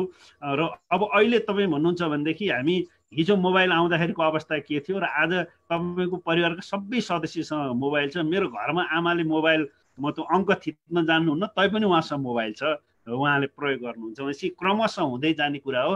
यसलाई यहाँले अवसरको रूपमा लिने, सदस्यहरूलाई चाहिँ अब यो सुरुको यो स्टेजमा चाहिँ उहाँहरूलाई चाहिँ यसरी जोडिन सकिन्छ भनेर केहीबाट सुरु गर्ने, जति जो हुनुहुन्छ जो त्यो टेक्नो फ्रेन्डली हुनुहुन्छ उहाँबाट सुरु गरेर त्यसलाई स्प्रेड गर्दै जान सकिन्छ भन्ने दोस्रो उहाँहरूको कुरा छ। अब अर्को तेस्रो कुरा उहाँले बिजनेस फोरकास्टसँग रिलेटेड क्वेसन गर्नुभएको छ। अब हामी अहिलेकै अवस्था यस्तो छ, कहिलेसम्म यो जान्छ हामीलाई थाहा छैन, अब कसरी फोरकास्ट गर्न सकिन्छ भन्ने कुरा छ। मैले अघि नै पनि यो विषयमा यो वेट एन्ड सी भने जस्तो यो पेन्डामिकको अवस्था कहाँसम्म पुग्न सक्छ भन्ने कुरै अब कसैले पनि भन्न सक्ने अवस्था नभएको हुनाले अहिले हामीले तत्काल न्यूनतम यति समयको लागि चाहिँ यो फोरकास्ट गर्ने भनेर छोटो अवधिको लागि, अल्प अवधिको लागि, अल्पकालीन समयको लागि हामीले हाम्रा कामहरू गर्दै अगाडि बढ्नुपर्छ र त्यो स्टेज पुगेपछि फेरि छोटो समयको लागि गर्दा ठिक हुन्छ भन्ने मलाई लाग्छ। अब के दुर्गा सरले के भन्न खोजे जस्तो लाग्छ? के अरे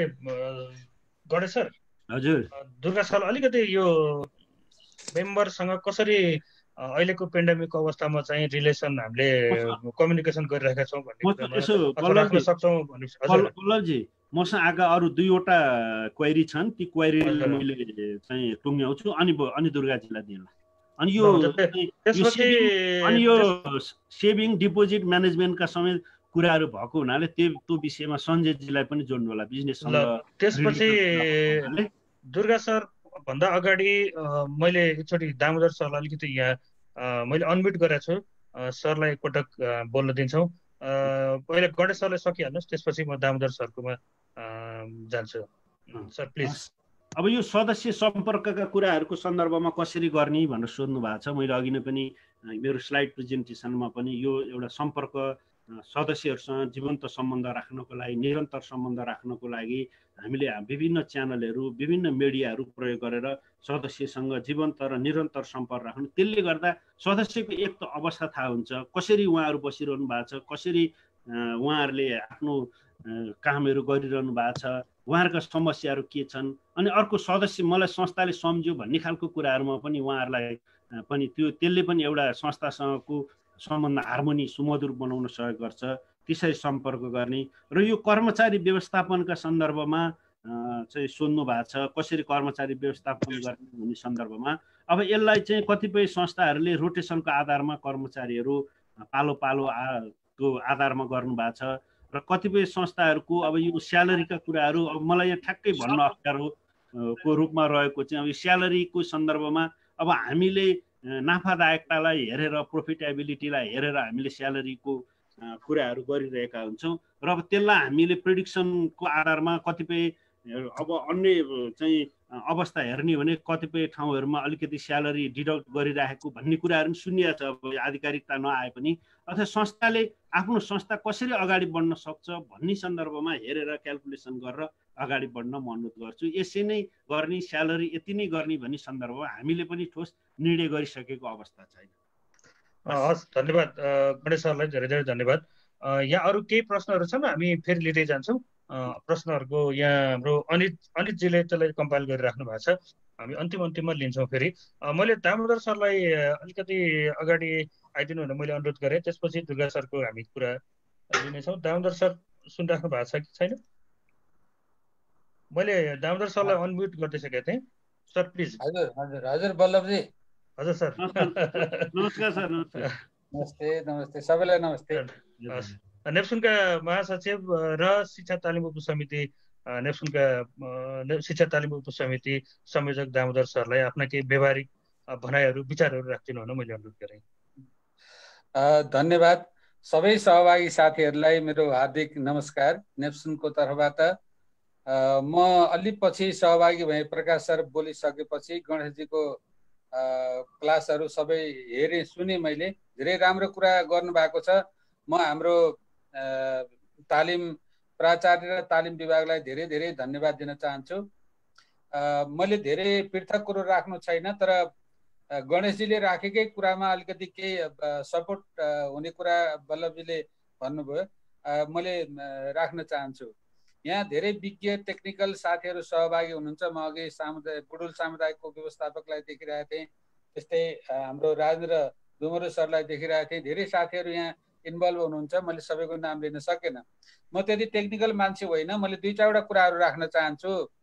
नेप्सुनले निरन्तर रूपमा नेप्सुनले यो महामारीको पिरियडमा सदस्य संस्थाहरूको लागि अभिभावकत्व ग्रहण गर्दै सम्पादन गरेका धेरै कार्यहरू यहाँहरूले सुनिराख्नु भएको छ। अघि प्रकाशजीले पनि, हाम्रो डिप्युटी सिओ साहबले पनि धेरै कुराहरू राख्नुभयो। अहिले यो विषम परिस्थितिमा खास गरिकन अघि अबिलजीले कुरा राख्नु भएको थियो बचतको व्यवस्थापनको विषयलाई लिएर। अहिले व्यवस्थापकज्यूहरूबाट, सिओ साहबहरूबाट राखिरहेको विषयले पनि थप तालिम सम्बन्धी थप योजना बनाउनु पर्ने विषयलाई पनि हामीलाई पृष्ठपोषण गरेको छ। म थोरै व्यवहारिक कुरा के गर्न चाहन्छु भने, यो महामारीको पिरियडमा अथवा यसको लकडाउनकै पिरियड र त्यसको असर रहने समयसम्ममा बचत व्यवस्थापन साको सरले कसरी गर्ने भन्ने विषयमा छलफल गर्दाखेरि म सबै आदरणीय साथीहरूलाई के अनुरोध गर्न चाहन्छु भने, अघि गणेशजीले जोड्नु भएको थियो, थोरै हाम्रो अब्जेक्टिभ अथवा हाम्रो उद्देश्य अथवा हाम्रो ध्येयतर्फ हामी अलिकति केन्द्रित हुनु जरुरी हुन्छ।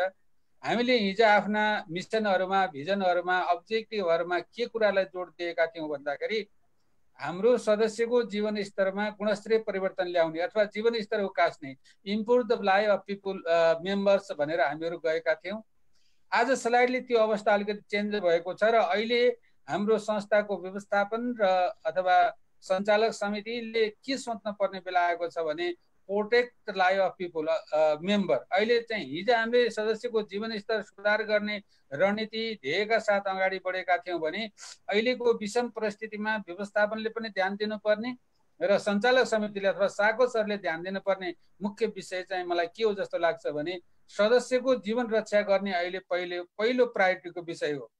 त्यसै कारणले म्यानेजमेन्टले दैनानुदिनको कार्य सम्पादन गर्दाखेरि सबैभन्दा पहिले के कुरामा ध्यान दिनुपर्छ भने, सदस्यको जीवन रक्षाप्रति हाम्रो साकोस, हाम्रो संस्था अत्यन्तै जिम्मेवार ढङ्गले अगाडि प्रस्तुत भइरहेको छ भन्ने कुराको अनुभूति दिने खालका क्रियाकलापहरूलाई हामीले प्रायोरिटीमा राखेर अत्यावश्यक सेवाहरूलाई सहज रूपमा प्रदान गर्नेतर्फ अगाडि बढ्नुपर्छ, जो यहाँहरूले गर्नुभएको छ। यसको लागि टेक्निकल कुराहरू अघि गणेशजीले धेरै राखिसक्नु भएको छ, म त्यसमा दोहोऱ्याउन चाहँदैन। अब हामीसँग बचतको योजना हुनु पर्यो। मैले एकदम व्यवहारिक कुरा यहाँहरूसँग राख्दाखेरि बचतको योजना हुनु पर्यो। यसको लागि हाम्रो संस्थाले दुईटा कुरा चाहिँ थाहा पाउनु पर्यो, know your member, know your saving product. हामीले आफ्ना सदस्यहरूको बारेमा सूचित हुनु पर्यो, आफ्ना सदस्यलाई चिन्नु पर्यो। यो चिन्नु पर्यो भनेको के हो त भन्दा, हाम्रा सदस्यहरूमा सबैभन्दा कमजोर सदस्यहरू कुन, आर्थिक अवस्थाले, सामाजिक अवस्थाले, दिनानुदिनको कार्य जीविकोपार्जन दृष्टिकोणले अत्यन्तै कमजोर अवस्थामा रहेका, अब नै साँझ बिहानको घाँस टार्नलाई गाह्रो भइरहेका सदस्यहरू कति छन्, त्यसको बारेमा हामीले जानकारी राख्नु पर्यो। दोस्रो, मध्यम स्तरका सदस्यहरू, अहिले रोजगारीबाट विस्थापित भएका, व्यापारहरू बन्द गरेर बसेका, जेन तेन अहिले गुजरात चलिरहेका तर भविष्यमा व्यावसायिक दृष्टिकोणले वा अन्य सङ्कटमा पर्न सक्ने सदस्यहरू कति छन् हामीसँग, र अलिकति वित्तीय अवस्था दरिलो भएका, ठुला उद्यमहरू गरिरहेका वा भोलिको दिनमा उनीहरूलाई रिभाइभ गर्नको लागि हामीले थप सहयोग गर्नुपर्ने तर दैनिक जीवनोपार्जनमा त्यति सङ्कट नभएका सदस्यहरू। मैले भनेको यहाँहरूले बुझ्नुहुन्छ, हाम्रो अहिलेको गृह कार्य के हुनु पर्यो भने, हाम्रा सदस्यहरूलाई चिन्नलाई हामीले सुरुकै दिनमा पहिलो लकडाउनमै धेरै ठाउँमा राहत बाँड्दै हिँड्यौँ, तर विषम परिस्थिति अब सिर्जना हुँदैछ, भोलिको दिन कस्तो हुने हो झन् गाह्रो छ। त्यस कारणले गर्दाखेरि पहिले हामीले आफ्ना सदस्यहरूलाई पहिचान गरौँ, चिनौँ, वर्गीकरण गरौँ र तिनीहरूलाई संस्थाले प्रदान गर्नुपर्ने सेवाहरूको बारेमा पनि विविधीकरण गरौँ। महामारीको अवस्थामा खास गरेर 3 प्रकारको सेवा हामीले दिने हो। पहिलो राहत प्याकेज हो। राहत हामीले सरकारी गैर सरकारी निकायले आह्वान गरेको ठाउँमा पनि हामी दिउँला, तर हामीले सधैँभरि के कुरा थाहा पाउनुपर्छ भन्दाखेरि हाम्रो राहत सबैभन्दा पहिले हाम्रो मालिक, हाम्रो सदस्य, हाम्रो घरको परिवारमा पुग्नु पर्दछ भन्ने कुरामा अत्यन्त हेक्का राख्नु पर्दछ। दोस्रो हो, हामीले यो बेलामा हामी सञ्चालक समिति वा व्यवस्थापन साकोस परिवारको तर्फबाट सबैभन्दा महत्त्वपूर्ण कुरा के हो जस्तो मलाई लाग्छ भने सदस्यमा आशा जगाउनु, होप जगाउनु। अहिले महामारीका विरोधमा सकारात्मक नकारात्मक सोसल मिडिया वा अन्य कुराबाट विभिन्न किसिमका प्रचारहरू सूचनाहरू आइरहेका छन्। त्यो मध्ये सत्य तथ्य सूचना सदस्य कहाँ पुर्याउनु र यो प्रकृति यो विषम परिस्थितिमा हामीले सामूहिक रूपमा जुझ्नुपर्छ भन्ने होपहरू जगाउने र हामीले यसको लागि हाम्रो संस्था सधैँभरि तपाईँहरूसँग छ भन्ने कुरामा आश्वस्त पार्ने कुरातर्फ हामी लाग्नुपर्छ। तेस्रो कुरा हो, हाम्रो सदस्यहरूलाई अब कम्तीमा 6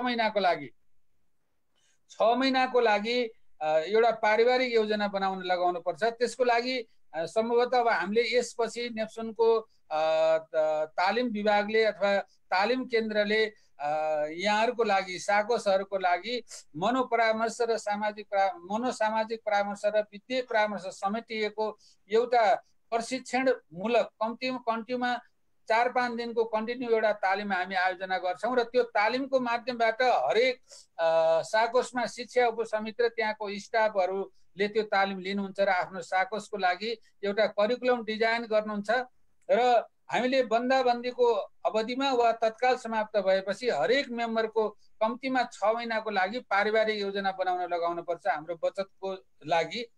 त्यसको पारिवारिक योजना बनाउँदाखेरि धेरै कुरा भएनन् भने पनि यो 6 महिनाको लागि उनीहरूको आम्दानी, यो 6 महिनाको लागि उनीहरूको खर्च, आम्दानी र खर्च भइसकेपछि बचत भयो कि अपुग भयो, उनीहरूको आय 6 महिनासम्मको आम्दानी र उनीहरूको 6 महिनासम्मको अत्यावश्यक खर्चहरूको क्यालकुलेसन गर्दाखेरि उनीहरूको आम्दानीबाट बचत भयो कि अपुग भयो, माइनस भयो कि प्लस भयो। माइनस भएको अवस्थामा उनीहरूले संस्थाबाट बचत फिर्ता लिएर चलाउने हुन् कि अथवा संस्थाबाट आकस्मिक ऋणको आवश्यकता पर्ने हो उनीहरूलाई, त्यो कुराको हामीले लेखाजोखा गर्नु पर्यो। यसरी हामीले सदस्यहरूबाट यस किसिमको लेखाजोखा गरेर लिन सक्यौँ भने हामीले चाहिँ बचतको बारेमा पनि बचत अल्पकालीन र दीर्घकालीन हामीसँग रहेका बचत र फिर्ता गर्नुपर्ने योजनालाई सँगसँगै लान सकौँला।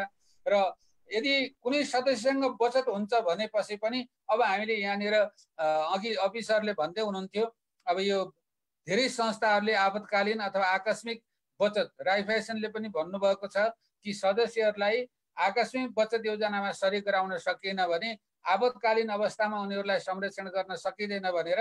त्यसकारणले हामीले यो बचत योजनालाई उनीहरूको पारिवारिक योजनासँग बनाएर अनि हाम्रो संस्थासँग जोड्न सक्यौँ भने चाँडै हामीले त्यसको बचतको योजना बनाउन चाहिँ सक्छौँ होला। अब यो मैले भनिरहँदा अहिले प्रत्येक सदस्यको पारिवारिक योजना बनाउन सक्ने परिवेश छैन, साथीहरूले त्यस किसिमको सोच पनि राख्नु होला। तर हामी त्यो तयारीमा रहनुपर्छ। लकडाउन कुनै बेला खुल्ला, महामारीले अर्को रूप लिएला। अब हामीले जुन रूपले पनि त्यसको साथसाथै हाम्रो कर्मचारीहरूको मनोबल, हाम्रो कर्मचारी परिचालन, हाम्रो मानव संसाधनको परिचालनमा पनि सँगसँगै यो बचतसँग जोडिएको विषय हो। त्यसकारणले सामाजिक मिडियाको प्रयोगमा सदस्य परामर्शका सामग्रीहरू साकोस लेभलबाट अझ बढाएर लानुपर्ने मैले देख्छु। अहिलेको विषम परिस्थितिमा पनि सर्वे दृश्य सामग्रीहरू यदि हामीले सदस्यका लागि प्रोडक्ट गर्न सक्यौँ, फेसबुकका वालहरूमा हामीले अहिले किस्ता बुझाउने अथवा ब्याज छुट सम्बन्धी सूचनाहरू अथवा सदस्य सम्पर्क व्यक्ति तोक्ने सूचनाहरू प्रत्यक्ष साकोसहरूले हालेको पाउँछौँ। म सबै व्यवस्थापक यो तालिममा सहभागी सबै साथीहरूलाई आग्रह गर्न चाहन्छु। अब हाम्रो यो सिपलाई अलिकति सृजनात्मक रूपले प्रयोग गर्दै अब सदस्यलाई वित्तीय परामर्श हुने खालका, मनोपरामर्श हुने खालका जस्तो हिजो मात्रै एउटा कार्यक्रम, असाध्यै राम्रो कार्यक्रम चन्द्रगिरी साकोसले 11वटा संस्थाहरूलाई मिलाएर एउटा कार्यक्रम आयोजना गर्नुभयो। अब हामीले पनि क्षेत्र प्रदेशमा एउटै संस्थाले सकेन भने पनि संस्थाहरू मिलेर यस्तो मनोपरामर्श खालका, वित्तीय परामर्श खालका सामग्रीहरू गर्ने र सदस्यहरूलाई आश्वस्त पार्ने किसिमका कार्यक्रमलाई पनि सँगसँगै लिएर जानुपर्छ। यो गऱ्यौँ भनेदेखि अघि गणेशजीले सैद्धान्तिक रूपले धेरै कुराहरू राख्नु भएको छ। अब हामीले चाहिँ व्यवहारिक रूपमा चाहिँ खास गरिकन सदस्यलाई एउटा त संस्था सधैँभरि सँगै छ भन्ने कुराको आश्वस्त र तपाईँहरूलाई बचत चाहिँदाखेरि बचत फिर्ता गर्न सक्न संस्था सक्षम छ भन्ने कुराको प्रत्याभूति दिन सक्ने किसिमको वातावरण सिर्जना गर्नुपर्छ। अघि अभि सरले भन्दै हुनुहुन्थ्यो अहिले सदस्यहरूले अनन्तगत्वा सुख दुःखको साथी साकोस हो, सहकारी हो भन्ने कुरा पनि पछिल्लो दिनमा अनुभूति गरेको महसुस हुन्छ। यो विषम परिस्थितिमा साकोसहरूले गरेको सेवाबाट उनी आश्वस्त भएर पनि उनीहरूले अन्तको पैसाहरू संस्थामा ल्याएर राख्ने वा गर्ने परिपाटीको विकास हुन सक्छ। बचत आयो भने पनि नात्यौँ। यसको बारेमा, बचतको प्रोडक्टको बारेमा, बचतको ब्याज दरको बारेमा, बचत फिर्ता योजनाको बारेमा, बचत सङ्कलन सम्बन्धी योजनाहरू र सदस्यसँग व्यवहार गर्ने बारेमा यो फ्रन्टलाइन स्टाफहरूलाई पनि हामीले अब बिस्तारै अनलाइन तालिमहरूमा सरिक गराएर जानुपर्छ। तालिमलाई अझ व्यवस्थित गरेर जान सक्यौँ भने हामीले राम्रो हुनसक्छ। दोस्रो कुरा, म व्यवस्थापक साथीहरूलाई के अनुरोध गर्न चाहन्छु अथवा यो तालिममा जोडिनु भएको साथीहरूलाई के अनुरोध गर्न चाहन्छु भने महामारीमा बचत व्यवस्थापनको कुरा चाहिँ यो म्युचुअल हेल्पसँग पनि जोडिएको छ। हामीले सहकारीको परिभाषामा हिजो पढायौँ। हुने खानेहरूको स्रोत, हुँदा खानेहरूमा पुर्याउने माध्यम एउटा ब्रिज सहकारी हो। त्यस कारणले यो वर्ग विभेद वा हुने र खानेको बिचको झगडा होइन कि स्रोत र साधन भएका मान्छेहरूको पुँजी सङ्कलन गर्ने र कमजोर वर्गलाई त्यो पुर्याएर हामीले उनीहरूको पनि आर्थिक उत्थान गर्ने एउटा ब्रिजको रूपमा, सामाजिक उद्यमको रूपमा सहकारीलाई अगाडि बढायौँ। र अहिले पनि यो कुरामा असाध्यै ध्यान दिन जरुरी छ। हामीले यो राहत कार्यक्रम सञ्चालन गर्नको लागि पनि हामीले भएका सदस्यहरूले नभएका सदस्यहरूको लागि राहत सङ्कलन गर्ने व्यवस्था आन्तरिक रूपमा गर्न सक्छौँ। दोस्रो कुरा, हामी के गर्न सक्छौँ भन्दाखेरि यदि बचत जम्मा गर्न सक्ने सदस्यहरूबाट बचत गराउने र बचत जोसँग छैन वा आकस्मिक आपतकालीन छ उनीहरूलाई बचत उपलब्ध गराउने। त्यसकारणले यो दुईटै पारस्परिक सहयोगको रूपमा समाजलाई हामीले जसरी विगतका दिनदेखि परिचालन गऱ्यौँ यो दिनमा पनि गर्न सक्यौँ भने हामीले यो विपदमा बचत व्यवस्थापन गर्न सक्छौँ होला। बाँकी कुरा धेरै गणेशजीले जोड्नु भएको छ। मैले मात्रै यहाँहरूलाई निवेदन गर्न खोजेको कुरा के हो भन्दाखेरि हामीले यो मेम्बरलाई जानौँ, मेम्बरलाई चिनौँ र सदस्यहरूको जीवन रक्षाको लागि अहिले तत्काल रूपमा हामीले गर्न सक्ने 3टा कुरालाई योजनाबद्ध ढङ्गले अगाडि बढाउन सक्यौँ। पहिलो कुरा राहत प्याकेजको कुराहरू, राहतको कुराहरू। दोस्रो वित्तीय यो होप, आशा जगाउने कुराहरू र तेस्रो वित्तीय समाधानका उपायहरू बताउने र मनोसामाजिक परामर्श सँगसँगै लिएर जाने र पारिवारिक योजना बनाएर अगाडि बढ्न सकौँ। दोस्रो, संस्थाको तरलता व्यवस्थापन योजना पनि हामीले सँगसँगै बनाएर जानुपर्छ। अघि प्रकाश सरले, गणेश सरले भनिसक्नु भएको छ र म नेप्सनको महासचिव पनि भएको हैसियतले यहाँहरूले पेश गरेको तरलता व्यवस्थापन योजना, नेप्सनको अन्तर्लगानी कार्यक्रम र हामीले अघि प्रकाश सरले भनिसक्नुभयो अहिले हामीले यो आपतकालीन अथवा तरलता व्यवस्थापनको लागि पनि नेप्सनले काम गरिरहेको छ र हाम्रा सदस्य संस्थाको हरेक सुख दुःखमा नेप्सनले अपनत्व, अभिभावकत्व र त्यो तरलता व्यवस्थापनको लागि पनि काम गर्ने बेहोरा समेत यहाँहरूसँग अनुरोध गर्दै थोरै मेरा विचारहरू राखेँ र यो तालिम केन्द्र जसले यो उसमा चाहिँ मेरा दुई चारवटा कुरा राख्ने अवसर दिनुभयो, यहाँहरूलाई धन्यवाद। धन्यवाद गणेशजी। बल्लभजी, अब अगाडि बढाउँ, मेरो कुरा सिद्धियो। हस्, ल, धन्यवाद सरलाई।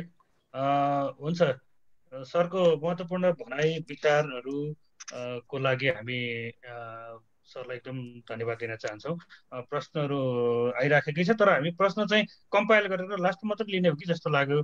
त्यो प्रश्नोत्तर भन्ने हामीले छुट्टै सेसन राखेका छौँ, त्यो सेसन राखौँ बल्लभजी।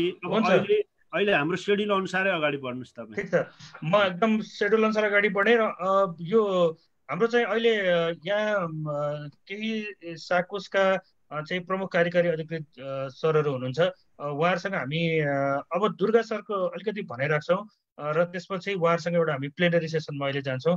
म दुर्गा सरलाई यो सदस्यसँग कसरी सम्पर्क समन्वय गरिराख्न सकिन्छ त अहिलेको पेन्डेमिक अवस्थामा भन्ने पनि आफ्नो केही महत्त्वपूर्ण विचार राखिदिनु हुन, छोटोमा आफ्नो विचार राखिदिनु हुन मैले अनुरोध गर्छु र म त्यसपछि म अलिक प्लेनरी सेसन गर्छु है त। 2 मिनेट उहाँलाई समय।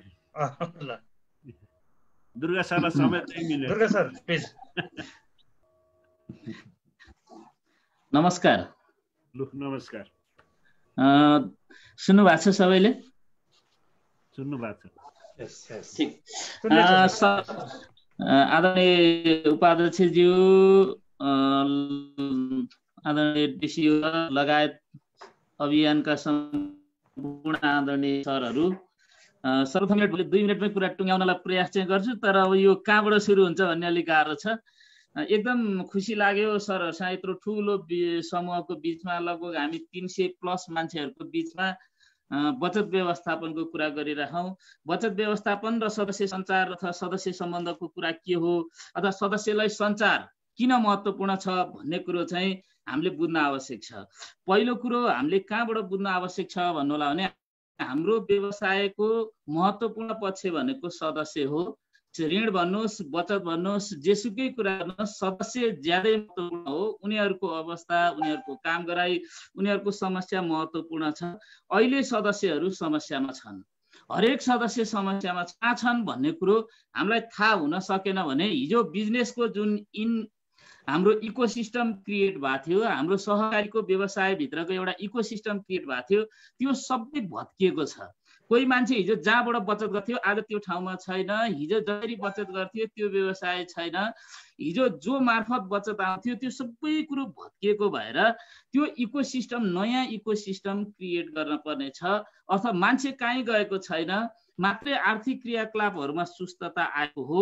यो बेलामा पनि हामीले बचत गराउन सम्भव छ, बचत व्यवस्थापन सम्भव छ। यसको लागि हेर्ने अघि हाम्रो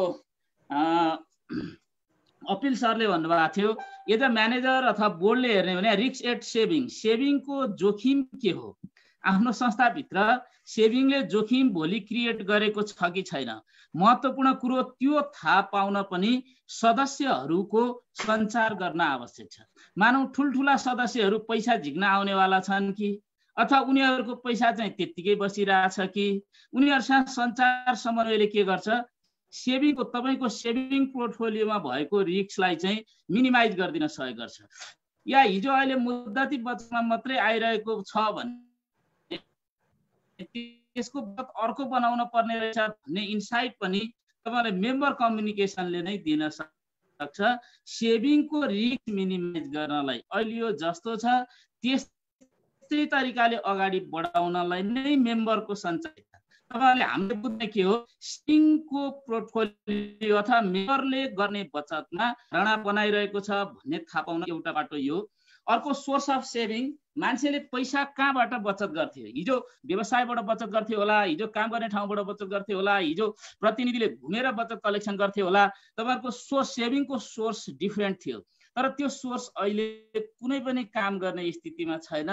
फरक खालको सोर्सहरू डेभलप गराउनलाई तपाईँ हामीले काम गर्न पर्ने अवस्था छ। हामीले मेम्बर कम्युनिकेसन किन चाहिएको छ भन्नु होला भने मेम्बरको सेभिङको सोर्स, हिजोको सोर्स र आजको सोर्स फरक छ। त्यहाँ हामी कसरी पुग्ने भन्ने कुरो हामीले मेम्बरमा जान सकेनौँ, प्रतिनिधि मेम्बरसँग पनि कुरा गर्न सकेनौँ भने सोर्स अफ सेभिङ हाम्रो डाइभर्ट भएको छ। त्यो कारणले पनि हामीले हिजोको नीतिले अथवा बाहिरको मान्छेले भनेर यसको आन्सर निस्किँदैन। तपाईँ मार्केटिङ गर्नुभएको थियो, सञ्चार गर्नुभएको थियो, त्यो प्रडक्ट अहिले नचल्न सक्छ या कम चल्न सक्छ। त्यसकारण त्यही प्रडक्टको पनि अलिकति रिभाइज गर्न पर्ने हुन सक्छ। अघि गणेश सरले पनि भनिसक्नु भएको छ, 2-3टा नयाँ प्रडक्टहरू बनाउनुहोस्, नयाँ फिचरका प्रडक्टहरू थप्नुहोस्, त्यही फिचरको सोर्सहरू पनि हाम्रो म्यानेजमेन्टले रिभाइज गर्न आवश्यक छ। र अहिलेको केसमा अघि अपिल सरले भने जस्तै सेभिङ सर्टेज भएको छैन। सहकारी संस्था जो समुदायमा आधारित छ उनीहरूसँग आउने र जानेको सर्कल बिग्रिएको छैन भनेपछि हामीले अलिकति मेन्स अफ सेभिङ हेर्ने हो। अहिले उनीहरूले कुन साधनले बचत गरिरहेको छ। हिजो उनीहरू सजिलो ठाउँमा थियो, सजिलो ठाउँबाट बचत गर्न सक्थ्यो। अहिले हामी पनि सजिलो ठाउँमा छ, मेम्बर पनि सजिलो ठाउँमा छौँ। सबै सजिलो भएपछि हामीले बचत गर्ने मिन्स, हिजो हामी मान्छे जान्थ्यो अथवा मेम्बर आउँथ्यो, तर अहिले कि डिजिटलमा जानु पर्यो कि चाहिँ पेमेन्टका अघि भने हाम्रो डिसिएस भन्नुभएको थियो, त्यो मिस अफ शेयरको लागि पनि तपाईँ सरको अलि आवाज काटिएर आयो जस्तो लाग्यो। लगिस अर्को त्यो एउटा पाटो भयो भने अर्को पाटो आदरणीय महासचिवज्यूले भन्नुभएको थियो, अहिलेको कुरो सेन्टिमेन्ट ज्यादै महत्त्वपूर्ण कुरा हो। हामी पनि चलिराखेका छौँ, हामी पनि सङ्घर्ष गरिरहेछौँ त्यसको लागि, मेम्बरको प्रोटेक्सनको लागि। मेम्बरहरूले पनि बुझाउन आवश्यक छ। त्यो बुझाउने बाटो यो अलि डिस्टर्बेन्स आयो हाम्रो दुर्गा सर, उहाँलाई चाहिँ उ गरिदिनुहोस्। दुर्गा सरको हामी एकछिन पछाडि सुन्नै सकिएन, पछि दुर्गा सरको अलि डिस्टर्बेन्स आयो, बोली नै बुझिएन। नेटमा अलिक प्रब्लम भयो जस्तो लाग्यो। अनि बल्लभजी यहाँ धेरै क्वेसनहरू आइरहेका छन्, यसलाई तपाईँले होइन क्वेसन लास्टमा लिने भयो, क्वेसन धेरै छ, लास्टमा लिने भयो, समराइज गर्नु होला भनेको कि। हुन्छ, हाम्रो अनितजीले त्यो कम्पाइल गर्दै हुनुहुन्छ, लास्टमा हामी एकैचोटि लिन्छौँ कसलाई हो क्वेसन, त्यो क्वेसन पनि यहाँ म छाँटकाट गरेर अनि लिएर आउँछु क्वेसन यहाँहरूलाई।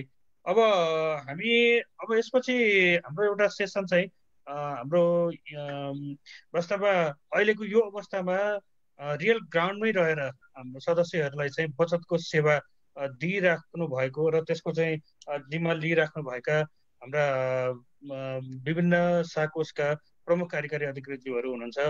मलाई लाग्छ उहाँहरू बाट उहाँहरूले गरेका कामहरू, उहाँहरूको चाहिँ नि प्रयासहरू, उहाँहरूको अनुभवहरू, एउटा प्रतिनिधिमूलक अनुभवहरू हामी यहाँ अहिले राख्छौँ।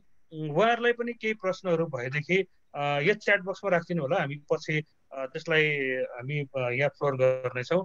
मैले अलिकति थोरै यहाँ आज हुनुहुने केही साथीहरूको मैले अलिकति परिचय दिन चाहेँ, त्यसो गर्दा ठिक होला बडे सर? ठिक हुन्छ, ठिक छ। म अलिकति स्क्रिन सेयर गर्न चाहेँ, मैले सेयर गर्न मिल्ने छ अनितजी?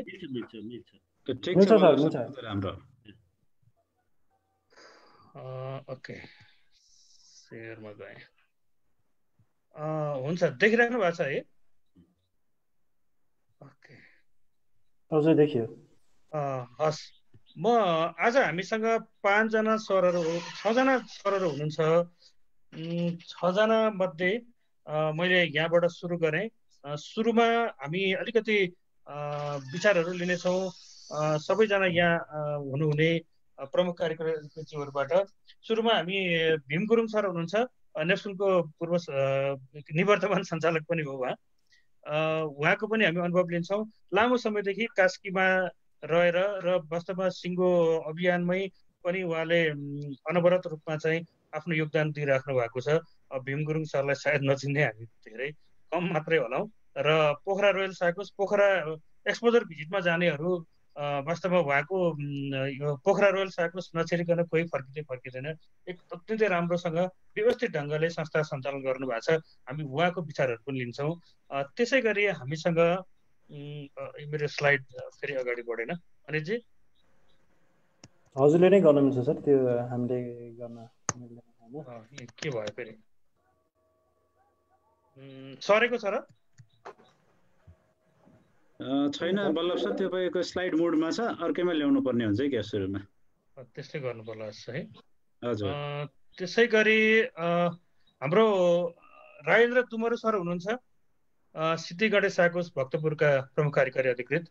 उहाँ पनि धेरै लामो समयदेखि 2 दशक, झन्डै 3 दशक पुग्न आँटिसक्यो उहाँ यो अभियानमा रहनुभएको र अत्यन्तै धेरै संस्थालाई चाहिँ अत्यन्तै व्यवस्थित ढङ्गले सञ्चालन गरिराख्नु भएको छ। एक्सेसको ब्रान्डको एक्सेसको जुन प्रोग्राम छ, यो एक्सेसको फर्स्ट ब्याचमा उहाँहरूको संस्था इनरोल भएको छ र अहिलेसम्म एक्सेसको ब्रान्ड रिन्यू गर्दै आउनु भएको छ। राजेन्द्र दुमरु सरको पनि हामी विचारहरू लिनेछौँ। त्यसै गरी नवीन सर हुनुहुन्थ्यो, सायद अलिकति मलाई सन्चो भएन भन्दै हुनुहुन्थ्यो, थोरै यहाँ हुनुहुन्छ भनेदेखि उहाँको पनि हामी विचार लिन्छौँ। किसान साकोसबाट लामो समयदेखि एक्सेसको प्र्याक्टिस गरिराख्नु भएको र ब्रान्ड रिन्यू गरिराख्नु भएको छ। दोस्रो ब्याचमा हुनुहुन्छ नवीन सर हुनुहुन्छ भने अहिले हामी उहाँको पनि विचार लिनेछौँ। त्यसै गरी हामीसँग त्यो वेटिङ रुममा मैले चलाउनु पर्ने भएको भएर यहाँ गाह्रो पर्यो है। त्यसै गरी ईश्वर न्यौपाने सर हुनुहुन्छ प्रमुख कार्यकारी अधिकृत मिलिजुली कालिचोक साकोस दोलखाबाट। अहिले सिल्भर ब्रान्ड उहाँको एक्सेसको सिल्भर ब्रान्ड प्राप्त साकोस हो। एकदमै संस्थालाई अत्यन्तै व्यवस्थित ढङ्गले संस्था सञ्चालन गरिराख्नु भएको छ। झन्डै एक दशकभन्दा बढी भइसक्यो होला उहाँले उहाँको पनि सहकारी अभियानमा व्यवस्थापनमा रहेर काम गरिराख्नु भएको छ। हामी उहाँको पनि विचारहरू लिनेछौँ। त्यसै गरी हामीसँग पूर्वबाट इटरीबाट अनिता गोलागाई म्याडम हुनुहुन्छ, महिला साकोस प्रमुख कार्यकारी अधिकृत हुनुहुन्छ। उहाँहरूको पनि संस्था एक्सेस ब्रान्डेड हो र महिलाहरू मात्रै त्यहाँ सदस्य रहने महिला साकोस सायद अहिले चेन्ज गर्नु भएको छ कि जस्तो लागेको छ। के छ अहिले उहाँको विनियम परिवर्तन गर्नु भएको छ कि के छ एकपटक त्यो पनि बताइदिनु होला। उहाँको पनि हामी विचारहरू लिनेछौँ।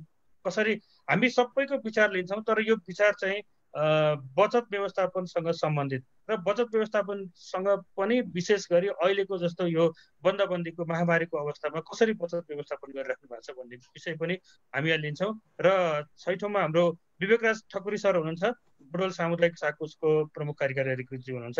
उहाँ पनि लामो समयदेखि यो सहकारी अभियानमै हुनुहुन्छ, व्यवस्थापनमा रहेर पुरै नयाँ प्रविधि ल्याउनेदेखि लगायतका कामहरूमा बुटवल सामुदायिक साकोसलाई अगाडि बढाउने काममा लामो समयदेखि निरन्तर लागिराख्नु भएको छ। हामी उहाँहरू 6 जना सम्भवतः नवीन सर सहित 6 जना, नवीन सर हुनु भएन भनेदेखि हामी 5 जनाको विचारहरू लिनेछौँ। मैले यसलाई यहीँनिर अन्त्य गर्न चाहेँ। म अलिकति अब म प्रश्नमा जान्छु। सुरुमा भीम सरबाटै जाउँ होला। भीम सरबाटै प्रश्न मैले सुरु गरेँ। सरलाई मैले 2टा जति क्वेसन चाहिँ एकैपल्ट राख्न चाहेँ। अहिले जस्तो बन्दाबन्दी भइराखेको छ, सरहरूको संस्थाबाट मलाई लाग्छ 7देखि 8-9 हजार हाराहारीमा सदस्य हुनुपर्छ। धेरैवटा सर्भिस सेन्टरहरू सरले राख्नु भएको छ। पछिल्लो समयमा पोखरा रोयलले माइक्रो फाइनेन्सको सर्भिस पनि दिइराखेको हामीले बुझेका थियौँ। यस्तो अवस्थामा चाहिँ बचतलाई कसरी व्यवस्थापन गरिराख्नु भएको छ र त्यो बचत चाहिँ कसरी सरले अब आगामी दिनहरूमा कसरी त्यसलाई अझै व्यवस्थित गरेर लिएर जान खोज्दै हुनुहुन्छ, सरको अलिकति विचार सुन्न पाऊँ। धन्यवाद बल्लभ सर। पहिले त सबैभन्दा पहिला म सम्पूर्ण सहभागीज्यूहरूलाई जो अहिले लगभग 300 को हाराहारीमा हुनुहुन्छ देशैभरिबाट आउनुभएको सहभागीज्यू हार्दिक स्वागत नमस्कार पनि गर्न चाहन्छु पोखरा रोयल साकोसको तर्फबाट। र यो अत्यन्त महत्त्वपूर्ण कार्यक्रम हो। मलाई के लागिरहेछ भने अहिले हामी होटल सोल्टीमा बसेर काठमाडौँको होटल सोल्टीमा बसेर हामीले नेसनल सेमिनार गरिरहेछौँ भन्ने मलाई त्यो लागिरहेछ। त्यसो भए हामी यसलाई चाहिँ एउटा अवसरको रूपमा दिइरहेको छु मैले। यो पेन्डेमिकको बेलामा म एउटा सानो सेयर गर्न चाहन्छु। कुनै त्यस्तो क्षेत्र छ बढी भिक्टिम भएको, बढी अहिले चाहिँ सबैभन्दा बढी तहस नहस भएको क्षेत्र भने त्यो सहकारी क्षेत्र हो भन्ने मैले बुझिरहेको छु। किनकि हामीसँग त्यस्तो लेभलको मान्छेहरू सदस्यहरू हामीसँग आबद्ध हुनुहुन्छ र त्यसमा फ्रन्ट लाइनमा बसेर काम गर्ने तपाईँ हामी कर्मचारी साथीहरू बढी त्यसमा भिक्टिम भइरहेको छ। त्यसो भए म सम्पूर्ण साथीहरूलाई स्टे सेफ भन्न चाहन्छु। सुरक्षित भएर चाहिँ यो सेवामा प्रभावमा अथवा सेवामा लाग्नु हुनको निमित्त म हार्दिक अनुरोध गर्न चाहन्छु। म सिधै क्वेसनमा गएर मेरो एकदमै टु द पोइन्ट केही त्यस्तो सेयरिङहरू गर्छु। बचत व्यवस्थापन कसरी गरिरहेछौँ र कसरी यसपछि हामी लकडाउन पछिको के प्लानिङ छ सामान्य हामीले गरिरहेको सेयर गर्न चाहन्छु। सबैभन्दा पहिला त यो नेप्सकुनको मार्गनिर्देशन बमोजिम हामीले काम गरिरहेछौँ। जोखिम व्यवस्थापन कार्यदल बनाएको छौँ र महामारीको सेवा व्यवस्थापन कार्यविधि बनाएर हामीले तत्कालको लागि यो कन्टिन्जेन्सी प्लान भनेर यो बिजनेस कन्टिन्जेन्सी प्लान बनाएर कर्मचारी साथीहरूलाई ए ग्रुप र बी ग्रुप बनाएर 2टा ग्रुप बनाएर काम गरिरहेछौँ। अहिले म तपाईँहरूसँग यो जोडिरहँदाखेरि म अहिले अफिसमै छु र अहिले अफिसमा एउटा ग्रुप छ, एउटा भनौँ अहिले आज 1/3 कर्मचारीबाट भनेको छ यहाँनिर पनि, र 2टा ग्रुप 3टा ग्रुप यो आफूहरू बिचमा भेट नहुने गरी काम गरिरहेका छौँ हामीले त्यो कन्टिन्जेन्सी प्लानभित्र। त्यो एउटा अनुभव र हामीले सुरुको समयहरूमा भुक्तानीको सीमाहरू बचतको भुक्तानीको सीमाहरू तोकेका थियौँ, तर पछि बिस्तारै हामीलाई त्यस्तो लागेन र मेम्बरहरूको आवश्यकता पुरा गर्नुपर्छ भन्ने हिसाबले त्यो भुक्तानीको सीमाहरू हटाउँदै गयौँ र त्यसमा खास गरी स्वास्थ्य सुरक्षा र लाई ख्याल गर्दै सीमित अवधिहरू हप्तामा